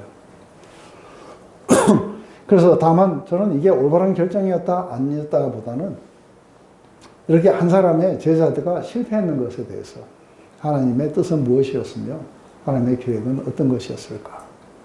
네, 그렇지만 그게 꼭 마띠아라고 보기에는 저는 어렵다. 사도 바울이었으면 좋겠다는 게 제 의견이기도 해요. 어떻게 사도행전 우리 1장을 오늘 이렇게 했어요. 사도행전의 그 배경에 되는 이야기들 또 1장. 이걸 하면서 우리에게는 굉장히 중요한 것, 사도행전이 뭐라고 써있는지를 아는 게 중요한 게 아니라 여전히 하나님이 우리 안에 그래서 그분의 영으로 우리 가운데 오셔갖고 그분이 하시는 사역을 우리를 통해서 이렇게 완성시켜 나가실 거라는 거예요. 그것 때문에 굉장히 중요한 건 성령으로 우리가 충만해져야 되고 그리고 충만해진 우리를 통해서 하나님은 일을 하실 거라는 거예요. 우리는 어떻게 성령으로 충만해질 수 있냐면 바로 그분을 보지는 못했지만 그분의 사랑을 믿고 말할 수 없는 영광스러운 즐거움으로 즐거워하며 그분에게 우리를 맞추는 자들 그런 자들을 통해서 하나님의 그 역사가 이제 전 세상으로 그렇게 퍼져나갈 걸 확신합니다. 그래서 오늘 이제는 우리가 많이 배우고 많이 아는 것만이 중요한 게 아니고 이것이 어떻게 우리가 실어 나를 수 있을까? 다른 불신의 세계에 우리가 전파할 수 있을까? 바로 그것 때문에 주님은 승천하시면서도 염려하지 말라고 그리고 내가 곧 너희 안에 오게 될 것이다. 그날에 너희와 내가 하나가 돼서 온 세상을 우리가 제3의 은총을 퍼뜨리고 복음화를 시키자. 하나님 나라가 그렇게 이루어지도록 함께 같이 일하자고 초청하시는 거예요. 여러분들 전부 마음속에서는 이걸 사도행전을 읽으면서 뭐라고 대답해야 돼요? 예, 하는 거예요. 그리스도의 남은 사역, 그리스도의 남은 고난을 나의 육체에 채우겠습니다. 아멘? 네, 기도하고 마칠게요. 하나님 오늘 사도행전을 시작했습니다. 여전히 주님께서 이들 안에 살아계셔서 주님의 그 영을 통해서 이들을 인파하시고 이들을 가르치시고 그리고 인도하셔서 수많은 불신의 세계 속에 하나님의 생명을 하나님의 구원을 전달하는 것을 봅니다. 바로 그것이 오늘날 우리에게까지도 왔던 것을 압니다. 이제 우리도 주의 영으로 충만해서 나아가 하나님의 그 죄사함의 은총을 우리 주위에 있는 사람들, 나가서 멀리 있는 사람들에게까지 그것이 전파될 수 있도록 우리를 사용하시옵소서. 기꺼이 그 남은 고난을 우리의 육체에 채우겠다고 결정하며 나아가는 우리 모두에게 하나님 성령으로 충만케 채워주시옵소서. 예수님의 이름으로 기도드렸습니다. 예.